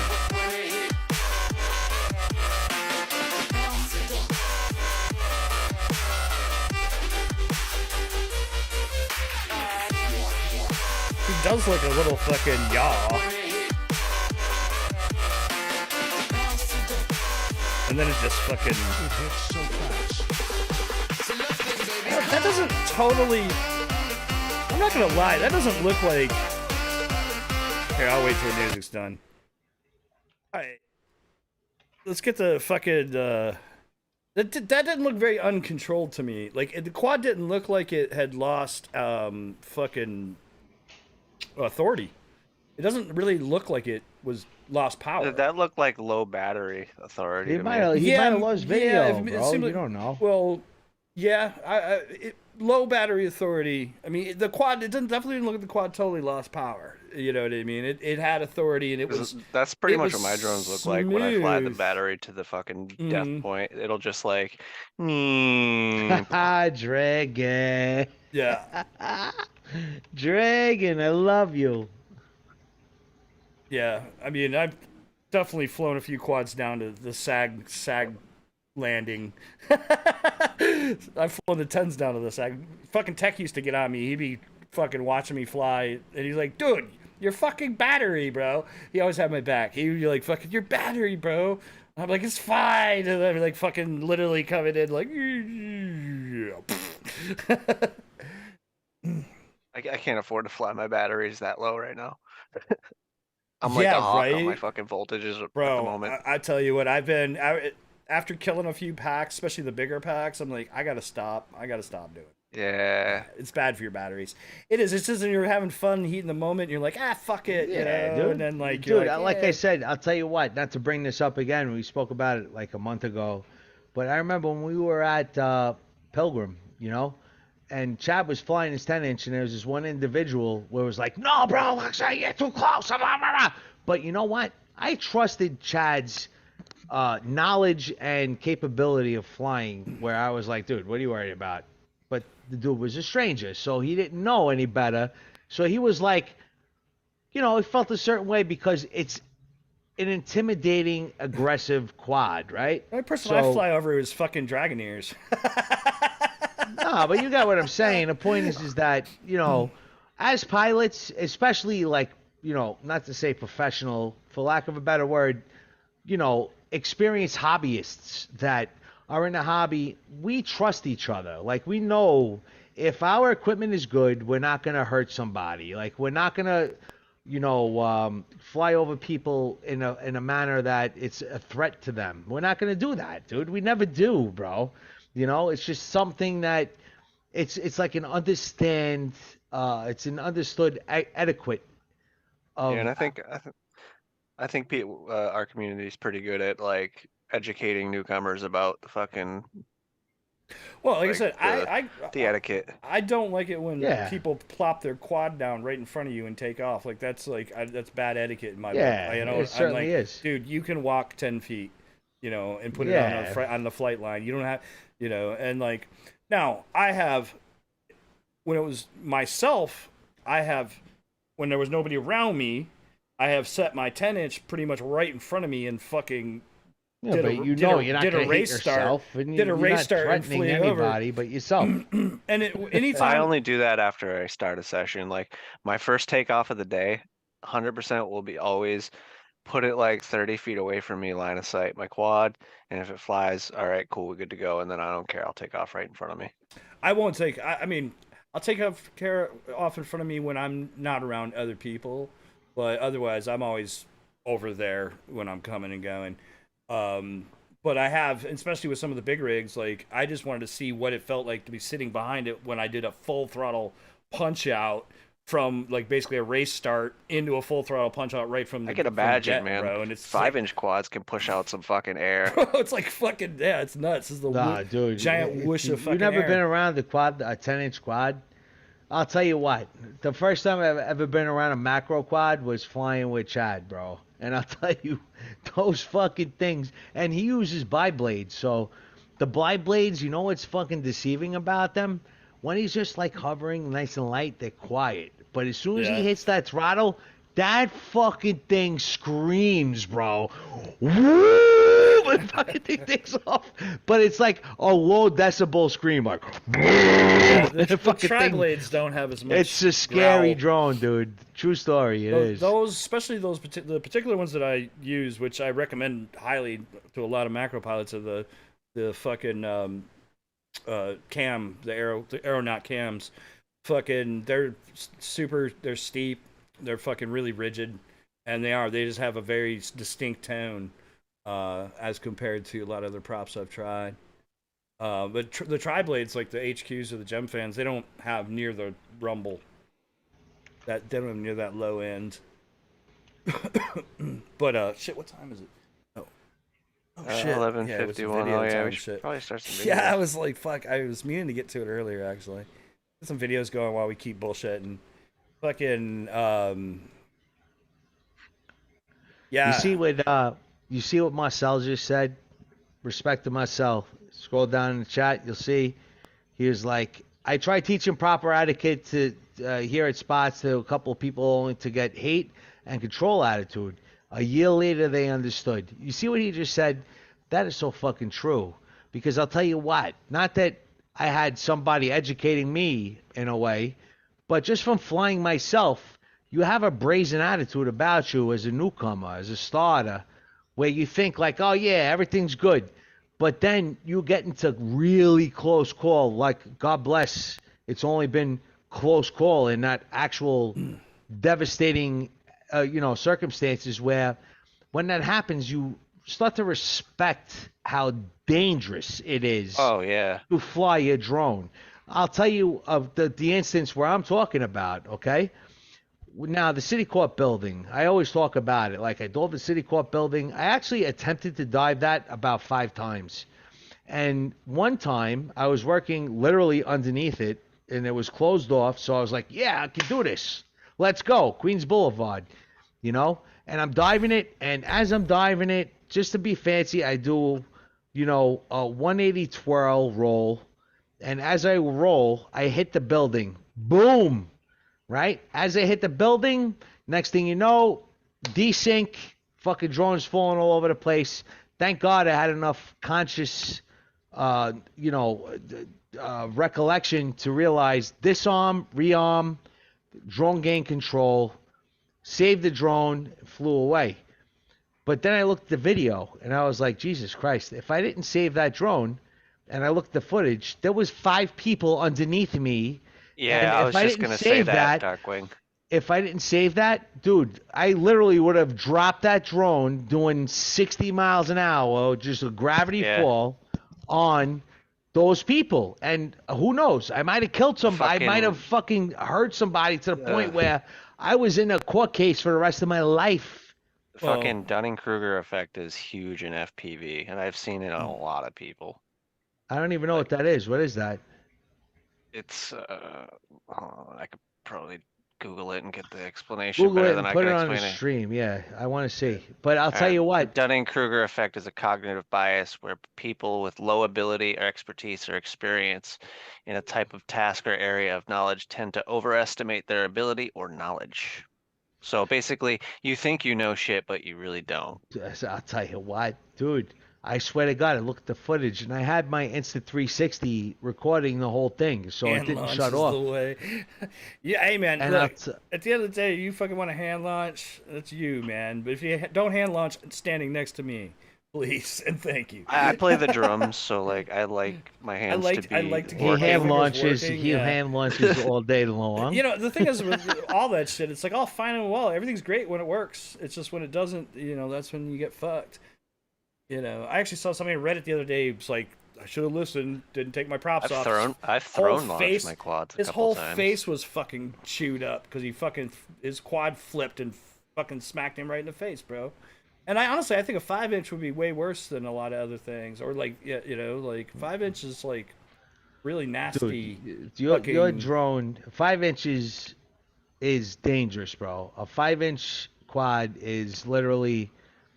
You know, it could blind you. It could cut your throat. It could fucking. Dude, with how fast they fly, if they hit you in the head, you can fucking die. Mm-hmm. You can, 100%. And you haven't seen it yet. Well, dude, and you haven't seen it yet, but when it does happen, which it's not if, it's when. When it does happen, trust me, the entire community will know about it, bro. You know, it's gonna happen. They're using it for dropping grenades on like your skull's pretty hard, but there's some soft spots. It could like hit you like right in the center of the head. Yeah, I'm not even talking about the cranium. I'm talking about the neck. You know, if once a blade hits you hit the carotid artery, it's a lightning strike. It's gonna happen, and when it does, it will be national fucking news, dude. Trust me. And they'll be like, this is why drones are fucking bad. Well, I don't know. It wasn't national news when that one kid chopped his head off with a helicopter. Yeah. Oh, you kidding me, dude? That was actually my cousin's best friend's girlfriend was dating him. And his father, by the way, just to give you a little knowledge, was the president of the model association or AMA. What was it called? The AMA and fucking. Yeah, he was the president of the AMA. That kid's Floyd father. Bennett. It was the other one. What's the name of it? Fucking. It was a park where we had the race with Vanover. But yeah, Fucking, I just. That was at Floyd Bennett Field that happened. I don't think it was it wasn't a Floyd Bennett. I don't think it was at the other one. It was a Floyd Bennett. I know for a fact it was a Floyd Bennett. It might have been. Yeah. Yeah, but whatever the case may be, that kid was a professional pilot. Oh, he was nasty at it. He lost control, and it was a fucking macro-sized helicopter. Chopped his head off. Lawnmower, yeah. Yeah. But that's what's important. Like, you know, for me, and like you just touched on that when we were talking about that day at Pilgrim. I always used to fucking buzz Dragon for fun. But when I do that, I made sure that no matter what happened, that my momentum, there was no way in hell, even if the quad malfunctioned, my momentum and my flight path put me over somebody for a fraction of a second. No, you know what I mean? Chad, honestly, no, I'm just saying this. As a friend of yours and somebody that's flown with you, we would never ever question your capability ever. I personally would never. I was trying to put out a suggestion, bro. If you let me talk, that whenever you are doing shit that's to have you're having fun, just always keep it front of mind. Like, what is your your risk management in this situation? Like, if you're buzzing around somebody and being stupid, the longer you're around somebody, the higher the risk goes up. Yeah, absolutely. When I would sometimes I would fly real quiet, like Cement said, I would fly real quiet, real low throttle, and I would go out of the park sometimes and go behind everybody, and then I would come up over and blip throttle and because there's methods you can kind of mitigate the risk of passing over people. Like if you know you have to pass over a group of people, basically just fucking throttle up and fucking let your momentum carry. There's no chance in hell. Like, even if anything happens to the drone at that point, the momentum's still gonna be you're carrying. Going that way. You're not going anywhere near anybody. If the fucking thing desinks, it's gonna flip off, but it's gonna flip off going 50, 60 miles an hour that direction, not towards fucking what you were flying over. But the moment somebody starts doing fucking split ass inverted yaws and fucking flips over groups of people and stays there, that's when when shit happens. I'll tell you what, point in fact, like exactly what I'm talking about Chad's drone. True story. You know what? what happened to him that day at Pilgrim when I talk about that crash crazy MIB thing? I was dumbass. No, but the thing I did is something that really dumb. It was pilot the next error. thing you know, he fucking... was playing with his goggles, and he switched to DVR. Right. I was trying to adjust the brightness of my goggles while I was in the air, and so I had it on I had it on super low throttle hover, and I reached up, and when I did it, I accidentally enabled the DVR, and I lost. All I had was the edges of my screen. Right, but listen, but in Chad's defense, he was in an area where it was non-threatening because he's conscientious of his drone surroundings, right? But end of story is what happened was he had this macro drone that he flipped the DVR, he lost video goggle footage, and he crashed it into the ground. And because Chad is a conscientious good pilot, thank God that he is that person. The drone fell into a place where it was non-threatening to people. But when that drone hit the ground, it legitimately threw up a mountain of dirt, and it was like Men in Black. It was like when the spaceship hit the ground. Same thing. Now, point in fact is that Chad is a good pilot, thank God. So he was in a situation there where it was not a threat to anybody, and thank God. But there's people out there that are not that conscientious. I'm trying to, but it's his fucking video, and he talks in it, so I'm just like, go from talking to talk. Throw some videos on.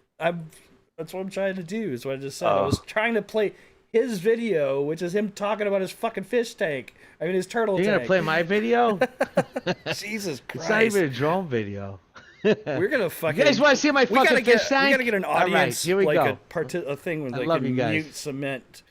Check it out. It's fucking amazing. You guys are gonna love it. This is the Between Two Props exclusive tank update. Thank you very much. Here, hold on. Audio's. All right, this is the Between Two Props exclusive tank update. Thank you very much for joining. So I have two independent flight controllers here. I have a Radix here that's controlling the main saltwater tank. Pretty awesome. As you see, the Radix, excellent HD definition as far as the on-screen display goes. It looks a lot better than this one. This is just a standard, better flight controller, nothing special. Look at the difference. Huh? No, but seriously, all bullshit aside, Goon Squad, love you guys. Posting this for the stream. Updated waterfall, check it out. It's beautiful. It's a double-layered waterfall. Isn't it nice, right? Spillway here, hits the first rock, and then into the second rock. And the reason why this water's cloudy is because I just made this kick-ass fucking staircase, which I didn't mortar down yet, but it spirals down. Once the water's clear, you're gonna see it. And I got this crazy pillar in the back, circles around. When the water's clear, it's gonna look pretty sick. Love you guys.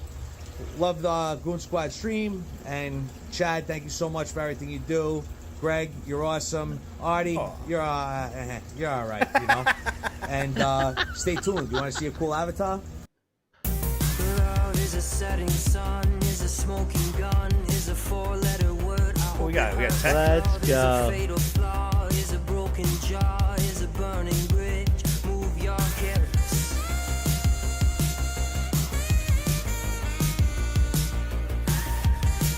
Love the music. Love the music. And the ghosts of the boulevard, littered with lonely hearts. City like a graveyard, once was a postcard. When you lose your wonder, and you can't remember where we were living in the days of thunder. In the days of thunder, living in the days of thunder, living in the days of thunder, living in the days of love. Was a dream to have, was a king-size bed, was an escape plan, was an open hand. Now it's a dog from hell, it's a dream you sell, it's an epitaph, it's a photograph.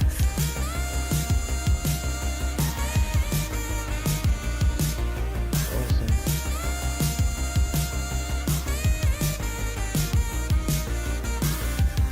Love this song. Ghosts of the boulevard, Cool.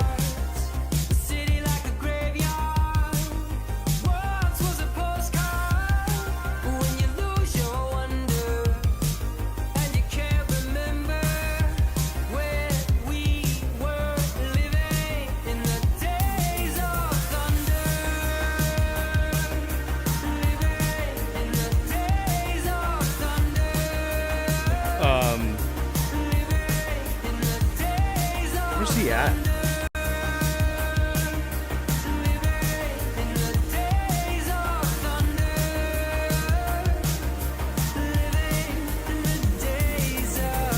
Oh, is that Ferry Point? Is he in the parking lot of Ferry Point?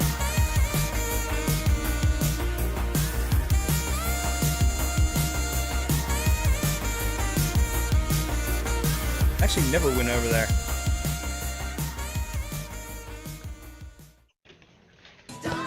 Hell yeah, Tech. I want a rape van. Shouldn't call it that. Oh, come on.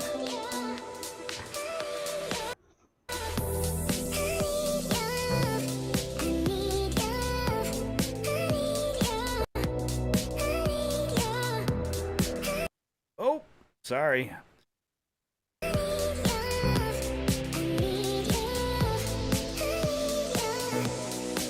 Weird.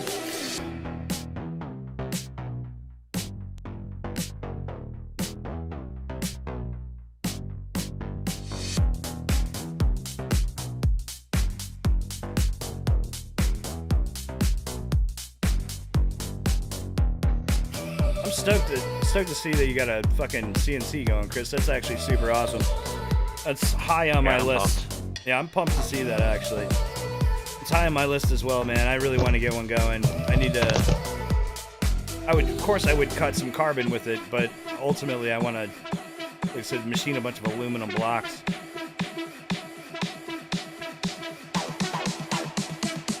We go.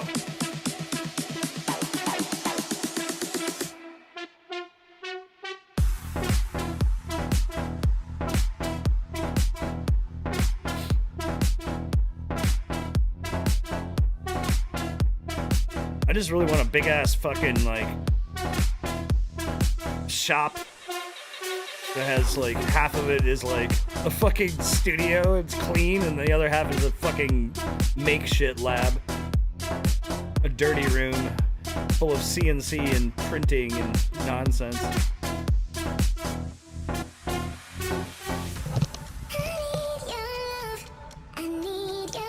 Fuck. Guys, I gotta go. I love you. Alright, Cement. Alright, homie. Yeah, good, I got a leak in my tank. I love you. Uh-oh. Later. Okay, guys. Thank you. Yep. Good luck with that. Stream.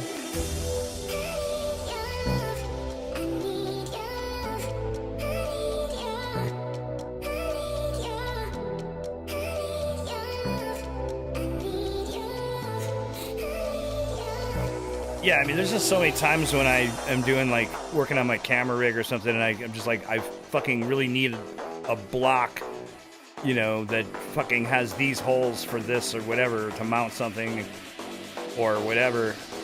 I'd like to try to, like, make some of the, like, NATO rails.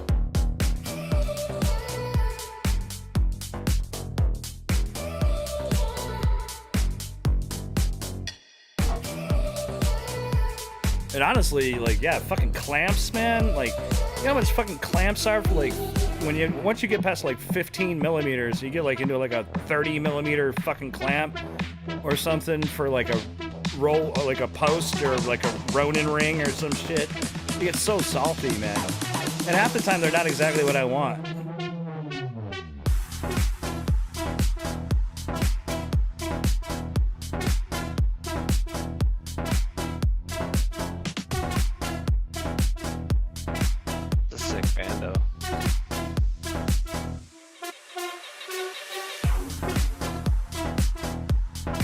It might be worth like going there and just like clearing out some of that fucking brush, and then open up some of those lines.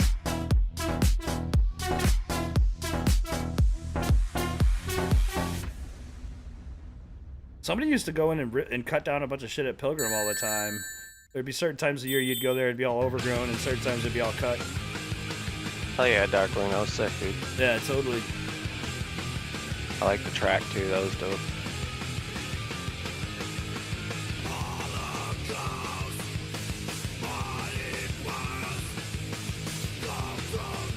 Got Downrod FPV. I'm currently making a fucking Steadicam rig. Westside. Fucking mounting the gimbal. I'm doing like a tilt-a-float. But it's a bit of a concoction.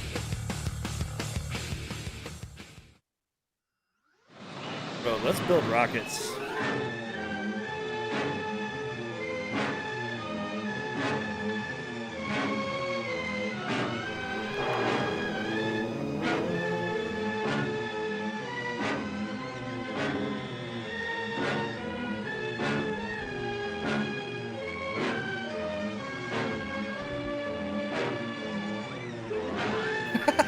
This is fucking awesome.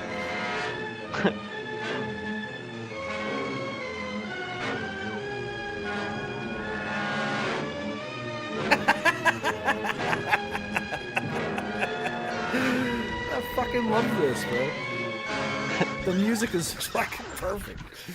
One day, Michael, this ray which drives you. Has he got 360 on a Nevada? What the hell is that?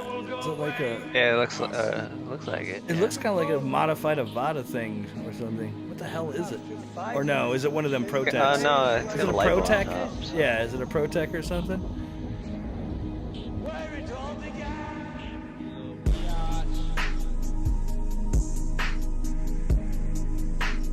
Naked Black Magic.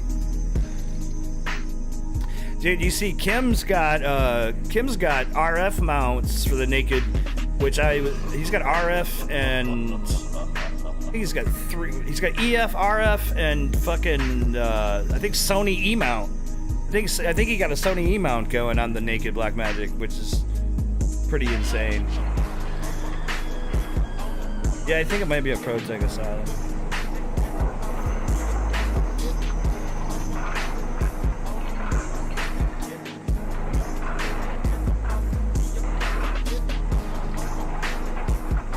Cam definitely tripping. I'm not gonna lie, since I built my Slam Squirt, I'm so in love with that thing. Oh my god, that thing is so much fun. It's just such a fun quad,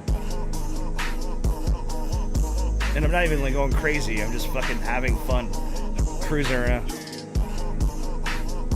Yeah, I figured you'd be into the E mount, dude. I mean, that's the one thing I wish that Black Magic would do is offer a medium range camera that had some options, you know, because like if you get into Ursa, you can change that out a couple different ways, and then you can adapt from there, you know. If the fucking Ursa 12K wasn't so goddamn heavy,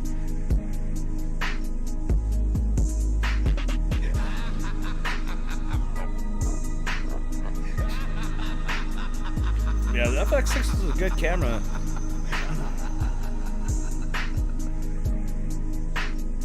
Like I said, for me, it's just, I fell in love with that fucking raw workflow, bro.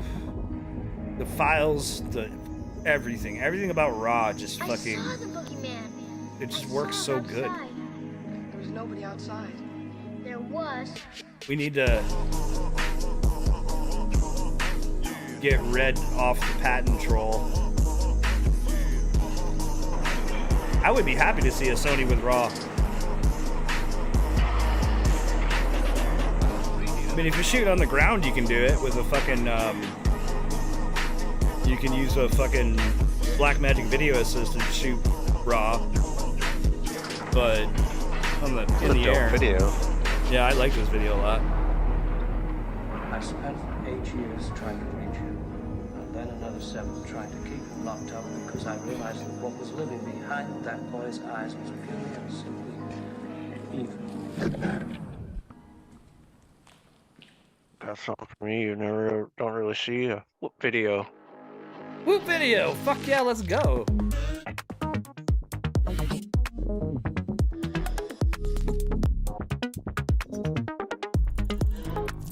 fucking brushless whoops have gotten so good. Yeah, dude, this thing flies great. They've gotten so good, man. Like a fucking.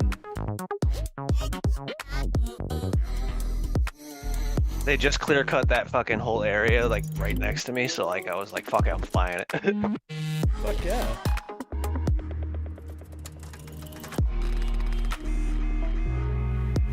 You should get in the international game of Whoop, Greg. I think you would really have fun with that. I thought about it. Speaking of which, you know they hit 1,500 registered, over 1,500 registered pilots for fucking international game of Whoop. Yeah, that's a lot. That's a lot of fucking pilots, man. That's fucking awesome. It's a 65mm Whoop Blizzard. Whoop. It's like, I don't know. It's real small. Pretty small.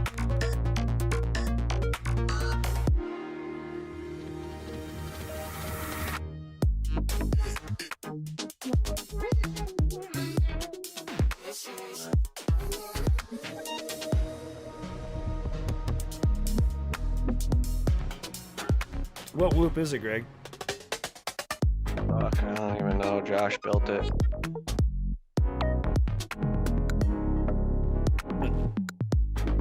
Do you know what kind of motors are on it at least?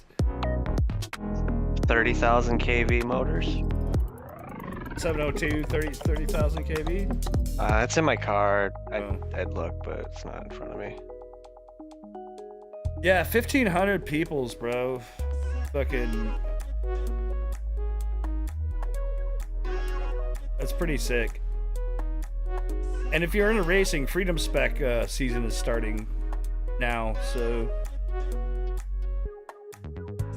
Yeah, bro, that's really awesome to see, to be honest. Like...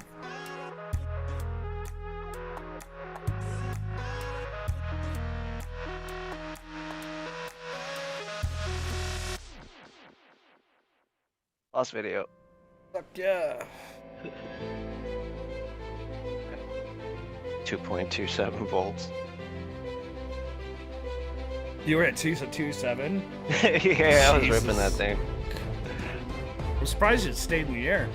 You didn't lose any. I turned my OSD off so I could have a fucking just, you know, a nice video without words and shit everywhere. Right. So I didn't know where my fucking voltage is. I literally just flew that thing to fucking until it was gone.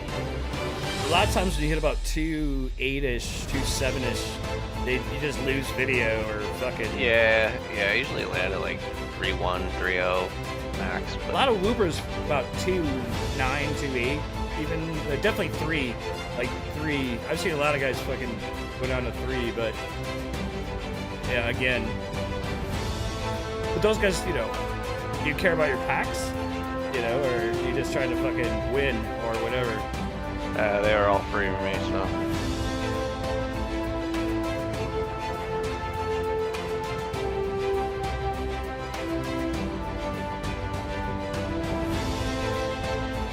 Nah, I was talking about like how racers run over to the ground. It's like, do you care about your packs or like, are you just trying to win? Like, not you, like.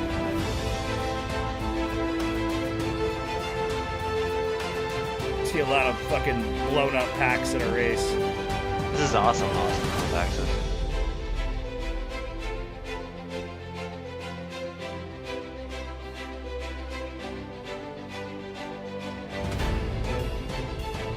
I'll go get that little, see if I can tell you more about it.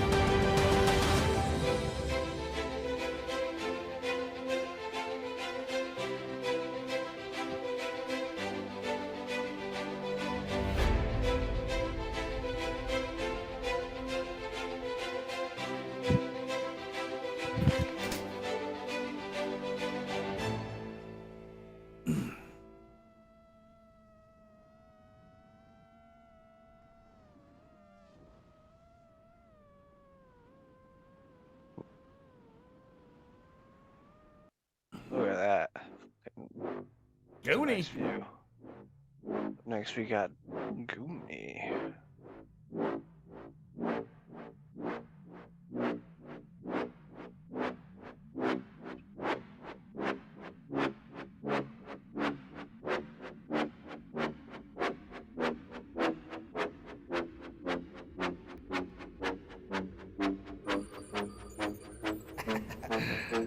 Hell yeah.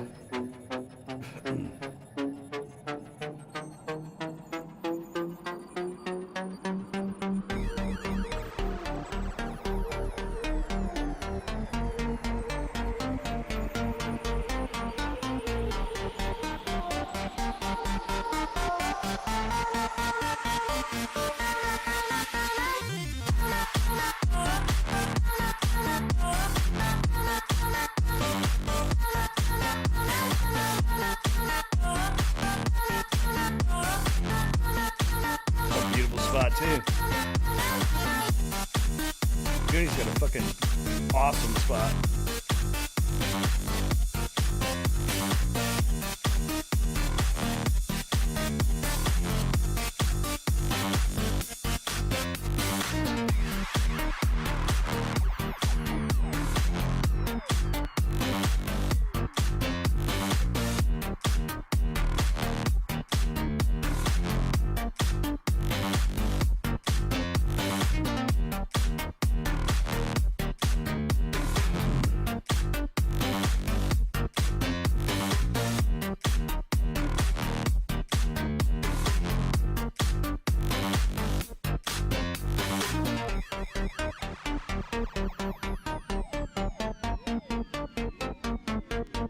The motors on that tiny whoop that I was using, I just got it's a 0702 30,000 kV, and it's a Beta FPV.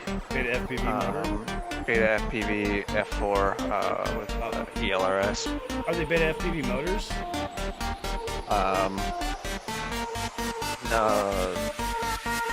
Tiny whoop. Oh, they're the tiny whoop motors? Yeah. Dope. And it's a Meteor 65 frame.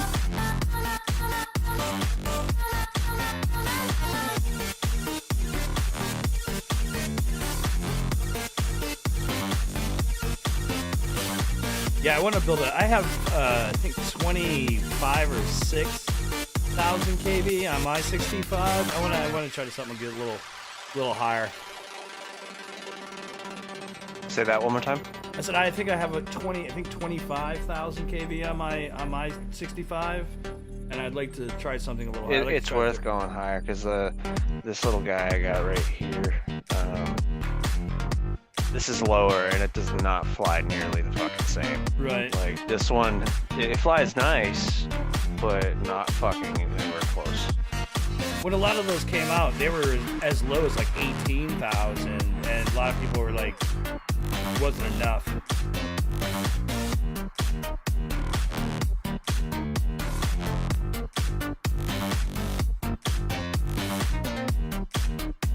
Good shit, Goonie. I love this shit.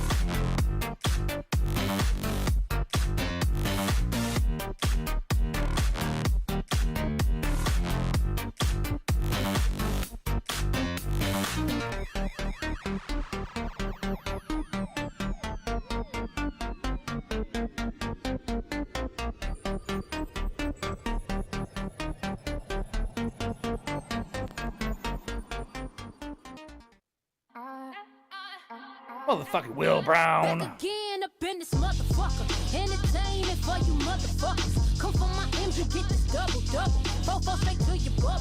In this game because I love the trouble. So watch your tone if you don't wanna rumble. You niggas pop shit like my nigga. Did you forget we know you not with any inch of the real shit? So niggas stop it.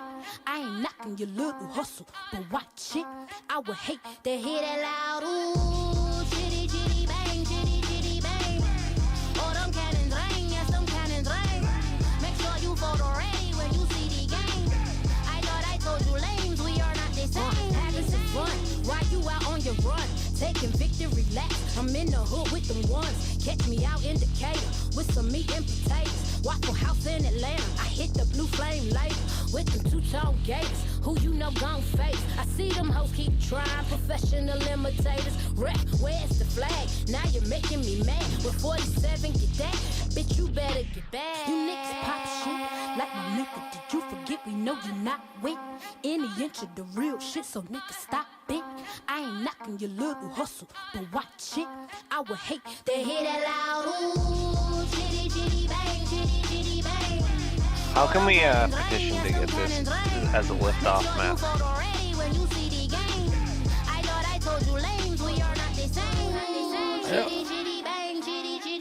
Excuse me. I just wonder how those dudes are in Europe, right? I don't know if they've built anything that hasn't. Like, I think all the liftoff tracks are based on spots in Europe, mostly. I mean, the cornfield one is could be anywhere, but you know what I mean. Like, I know Hanover is a real place. The fucking the Dunga. What you know what I mean? Dugga, yeah, the big fucking radar array thing. He says Unga Dunga. Dunga. Fucking that other spot is in Paris. That one track is in Paris. Fucking Dubai. Like most of the tracks are based on some place. But yeah, I don't know, man. Like maybe you could get like a 3D model of the fucking. We could shoot a 3D model of it and give that to him.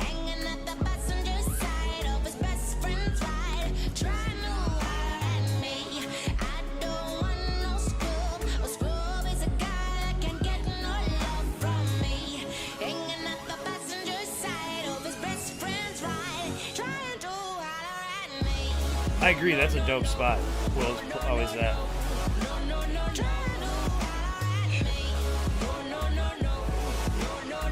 This is Rooney FPV.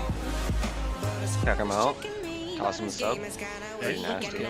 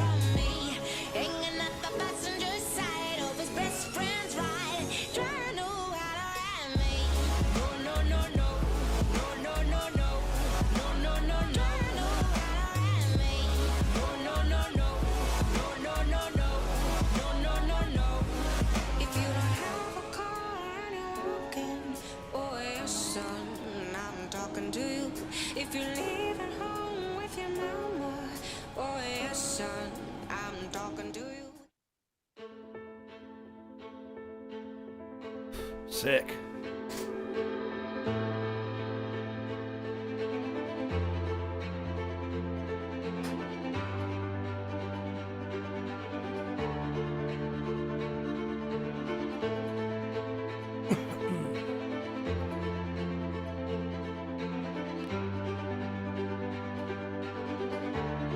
Adventure FPV.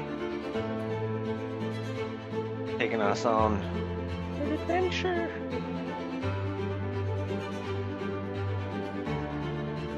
We're going on an adventure, Charlie. Super chill.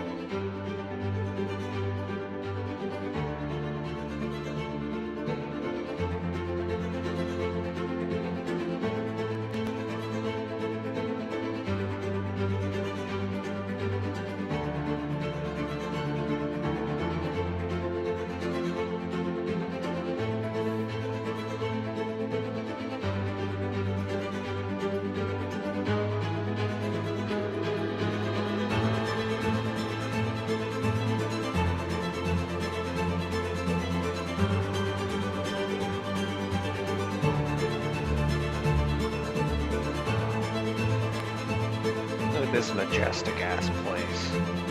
Right? Very majestic video. Where the hell is this? Say in this video.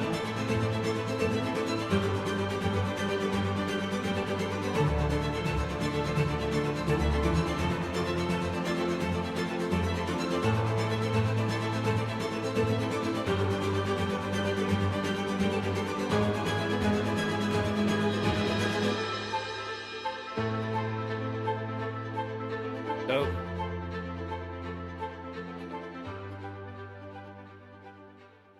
Red Rocks Amphitheater. Oh, that was over by Red Rocks? Holy shit.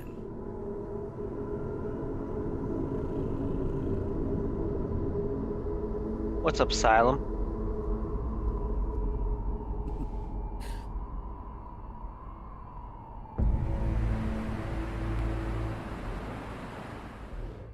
That's what I was gonna say to Darkwing, but I wasn't sure. I didn't want to say it and be like sound stupid. What? That this is clearly Florida. I mean, it's clearly Florida.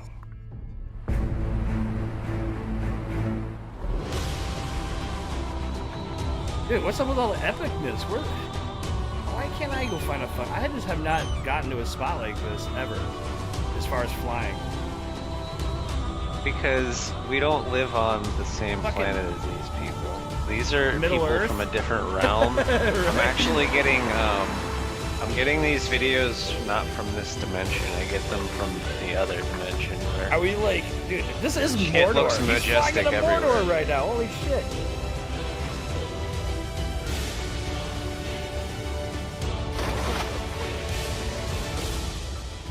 I want a quad that can turn into a submarine. So I could dive in after him. And then take back off. You know, there's more airplanes in the ocean than there are submarines in the sky,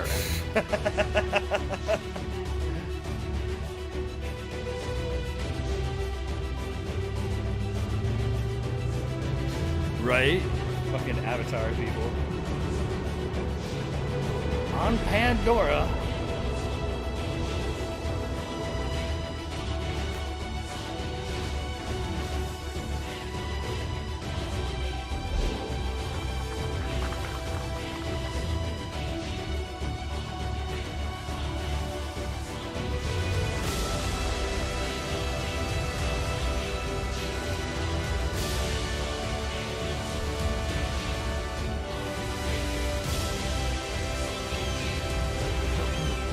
Yo, back to the EDC crashing thing.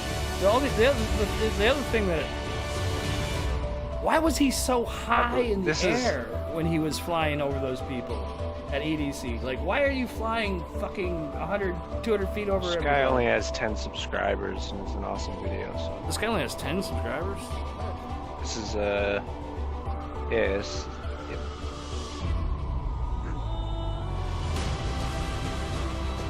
Hey, hold on, I messed up with typing again. Which one is this? Drone Studio? I believe this is Drone Studio. Well, this is the same video that you're going to watch. Yeah, it's Drone Studio.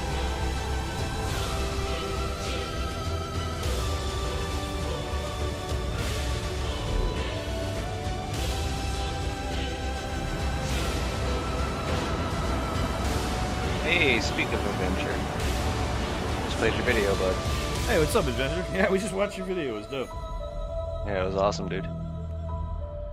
Majestic as fuck. You're like, how are you flying in Mordor, bro? Your adventure took you to Mordor. Did you meet the hobbits on the way?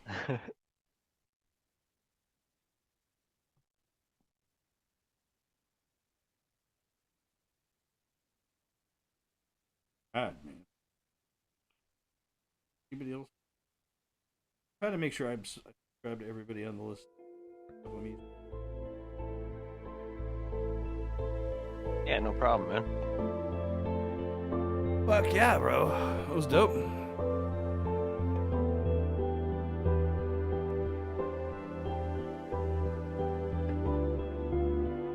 got Billis FPV. I'm pronouncing that right.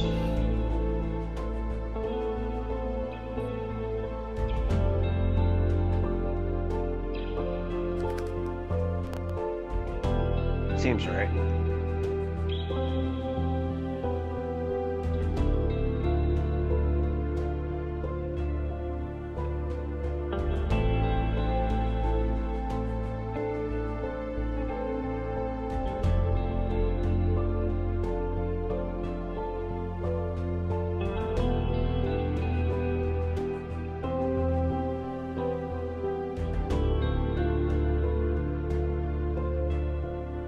It's chill as fuck.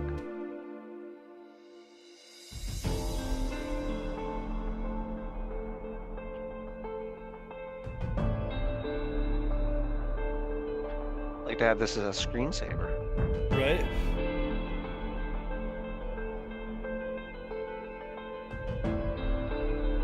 Cruising through the marina? Fuck yeah. I like the lighting.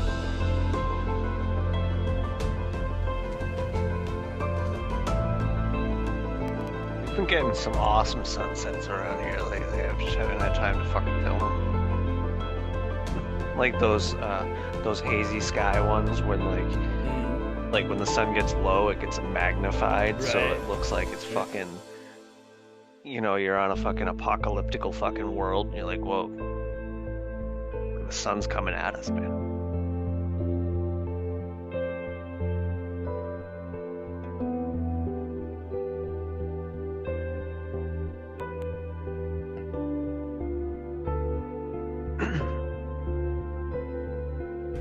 More of these majestic areas that don't actually exist in this realm.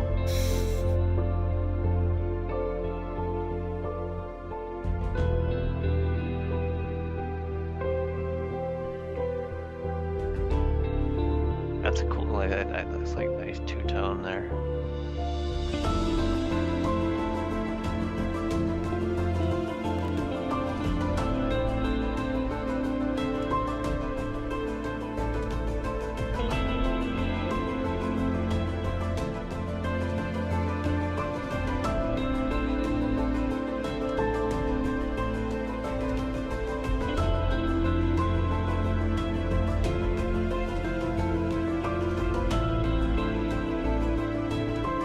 Again, subscribe to Billis FPV. I don't think he has a lot of subscribers, about 400.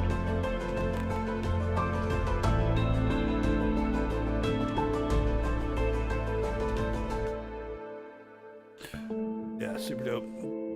Beautiful. That is in crate.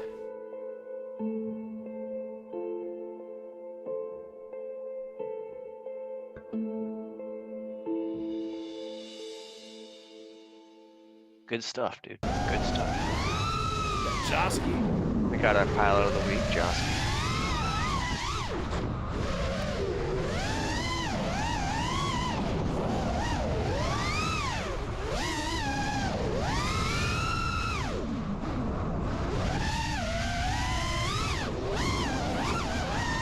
Oh shit.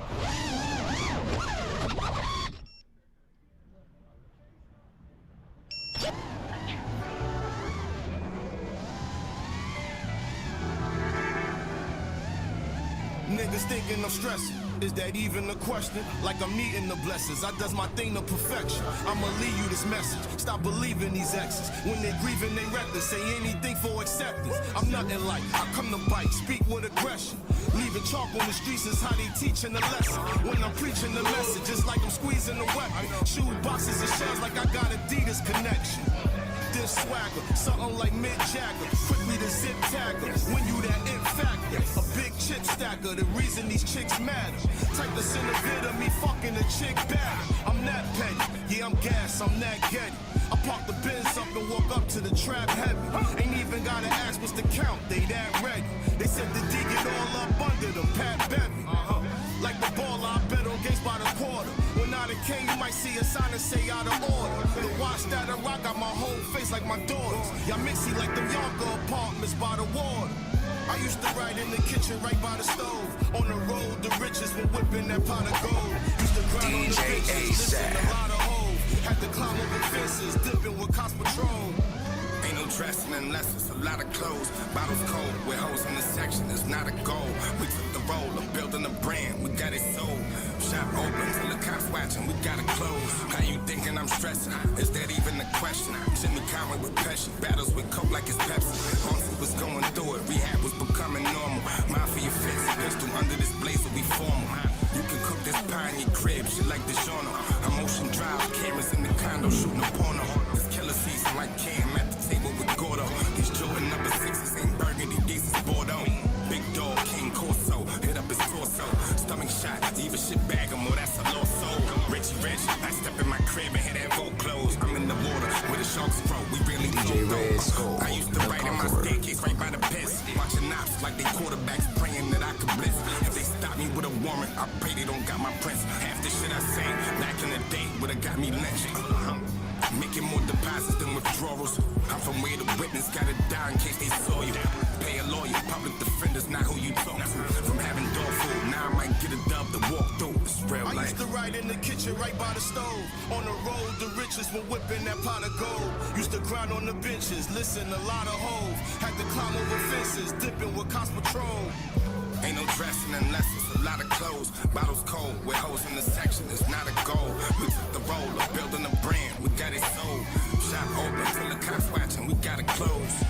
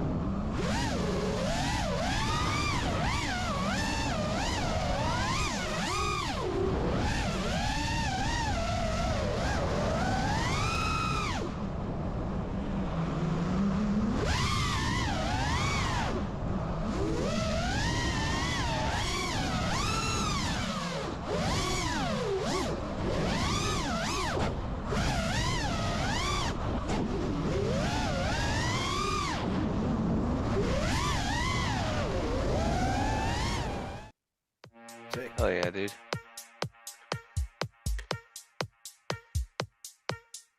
Another fucking too much epicness. My heart can't take it. You got Virgin. Is it Virgin or Virgin? Virgin. That's Virgin, yeah. John. Am I saying that? Or is it for John? I'm just call him John.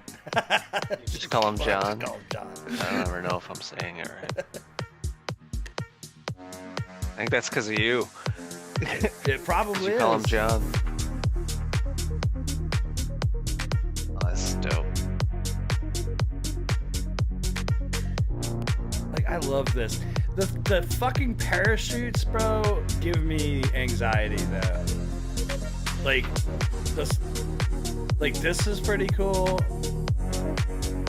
Obviously, you have to have mad coordination, like to know when they're gonna pop their chute. Yo, Westside, you and John should fucking film for fucking Circle, dude. I don't know if you've looked at that fucking channel. It's just epic DJ sets, but they do it in awesome locations and shit, just like this. Right. And they often have an FPV pilot filming the set. You guys would fucking be awesome at that. Like it plays the same type of music. It's like for the same type of music that's playing now. I would just not want to be. Remember, were you here when John was on and he told us that story where he fucking got caught up in somebody's fucking rigging? And he just thought, like, I'm killing somebody. Like, you know what I mean? Like, that shit, that's what gives me the willies.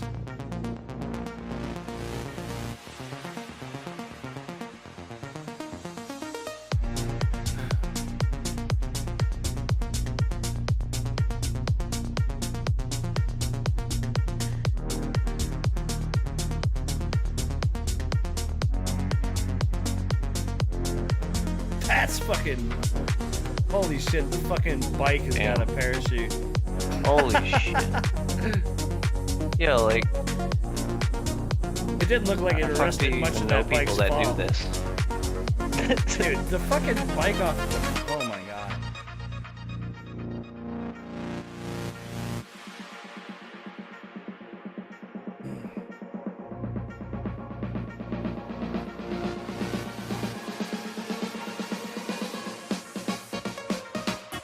Like you know somebody that does every single sport that you can think of. Who are you? Are you fucking John Wick of FPV? You just like know everybody. Hello, Mr. Wick. Like I know people that wingsuit, I know people that dirt bike, I know people that fucking...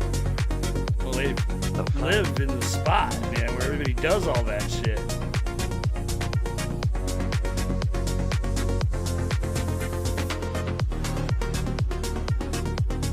He's the dude that's like, I got a guy.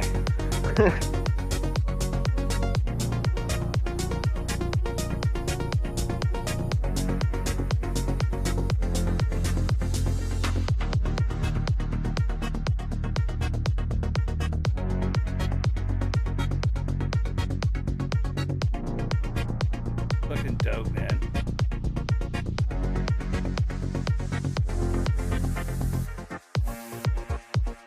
Yeah. This is a dope video, dude. Fire as fuck. Let's go. Oh, what's up on the Houdini? Oh yeah, Houdini. Color grading. What's that? Drone racing championships. It was a good playlist, wasn't it? Off axis. Fuck yeah. Good shit, Greg.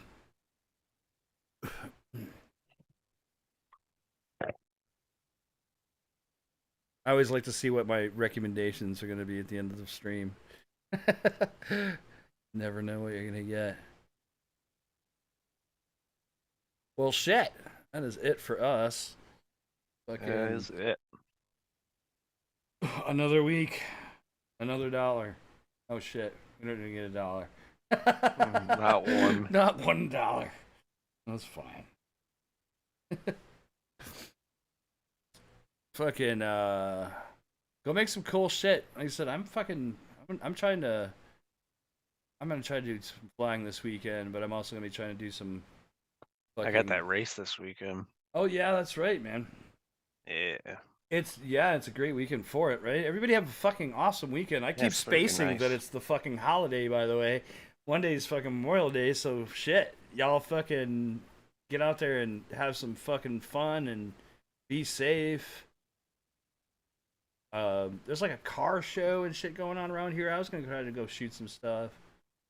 And Greg is gonna go try to set some fucking times at a qualifying race, yeah? Qualifying race. Yeah. Multi GP qualifying race. I can hit 15-second laps in a simulator. Let's see if it qualifies. Hey, oh Billis. shit, it's Billis FPV. Welcome, What's dude. up? Just played your video, man. It was nice, dude. It was real good. Yeah, fucking excellent, man. It was beautiful. Bravo. Yeah, so you were fucking you're doing the qualifier and you're saying you're doing about 15 seconds in the sim? My fastest is about 15 seconds, yeah. I can average about 17, 18 seconds a lap. I'm hoping to at least replicate that. I think I'll be happy. That's a good goal, yeah. Fucking. Well, you've been putting in the time, so fucking that goes a long way, man. I'm telling you. Yeah, man. Put in the time. Fucking just like anything. Fucking.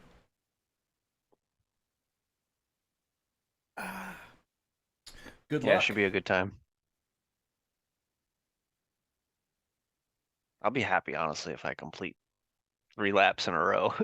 Like, bro, I mean, like I said, yeah. 'Cause that's always the challenge in the sim. Like, you want to haul ass, but like, one small mistake can have you just flying off into fucking East Cuddy bumfuck. Well, slow and steady, can win the race. At least keep you going, because fucking at some point, Yeah, me too, man. Thanks, dude. You don't want to fucking, don't want to blow all the quads up either, at the same time. So it's like fucking, yeah. Yeah, I'm not even 100% sure how it works, so I'm gonna learn everything as I go. Well, I think everybody's giving you the best advice is just do your best to be on time to everything you're supposed to be there for, and fucking be on the starting line. Be waiting to be on the starting line. Every time you're up. And fucking yeah. Good luck. Have fun. Fucking smash that shit. Fucking do it up. I want to see what happens. And like for me, it's like when I started racing, I was just happy to make it through the day. You know what I mean? Yeah, right. It's That's like, what I'm saying. Fucking, bro, like it was cool. Like the entire environment, the whole experience is fucking awesome. Like I know the track pretty well. I'm confident in that. I just gotta make it happen. That helps because back, when I started getting into it, we had liftoff and stuff, but we didn't have the ability to build tracks nearly what we have today. And especially like to build something pretty much to scale and all that shit. Like the track building and online sims tools have gotten fucking so much better. And like back then, somebody did build like sometimes you would see somebody build one of the courses, but it was not like it is today where it's like months in advance, everybody's running it together or whatever, gotten a lot better in that regard. So fuck yeah. And hopefully hopefully you fucking make some cool you'll fucking get some good fucking experience and fucking man, fucking smash it.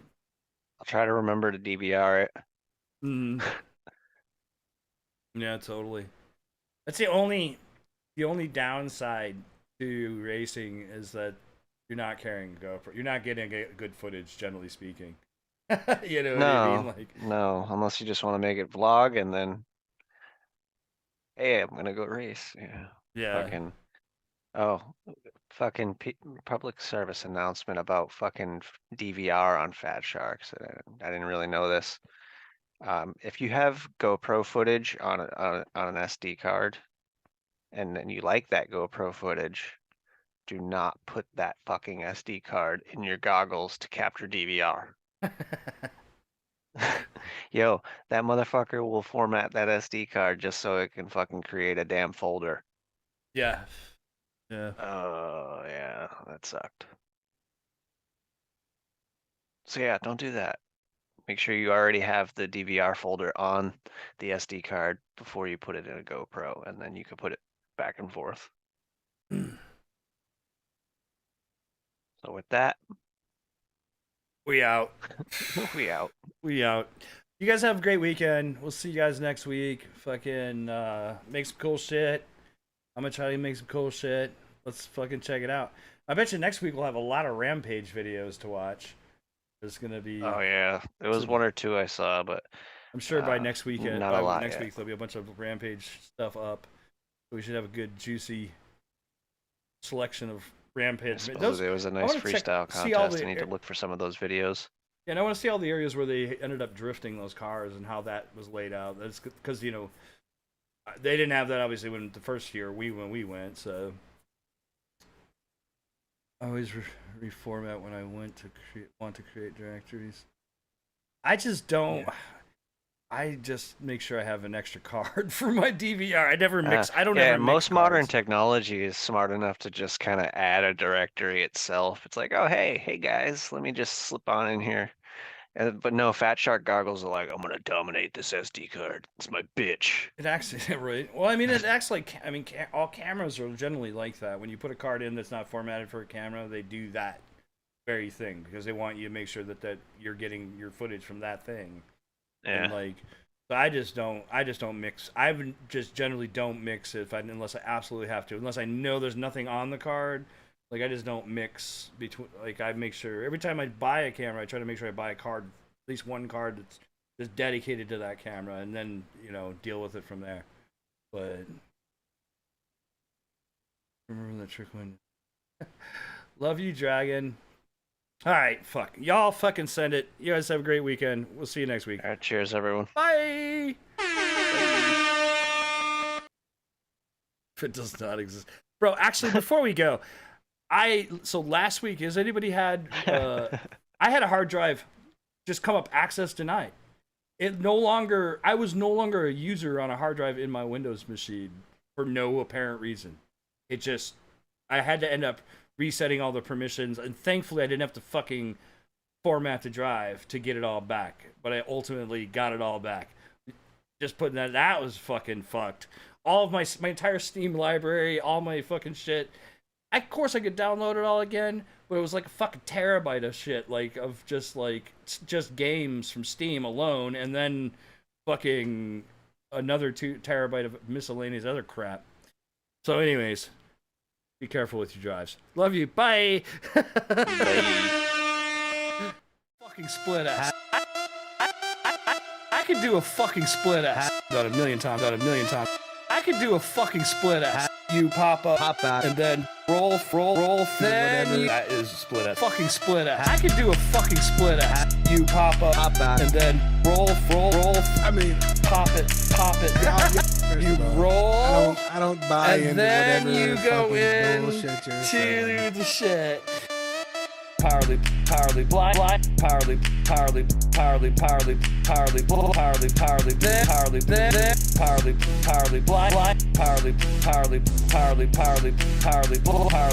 powerly, then. I could do a fucking split ass.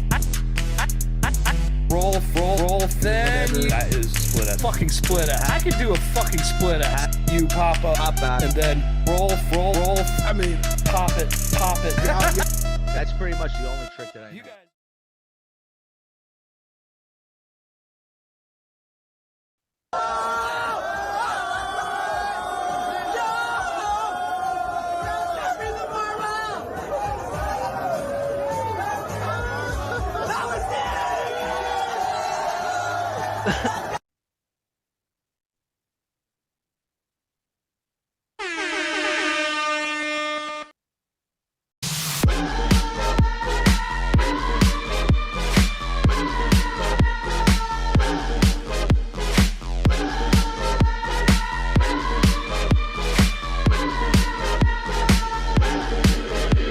It's Wednesday, my dudes.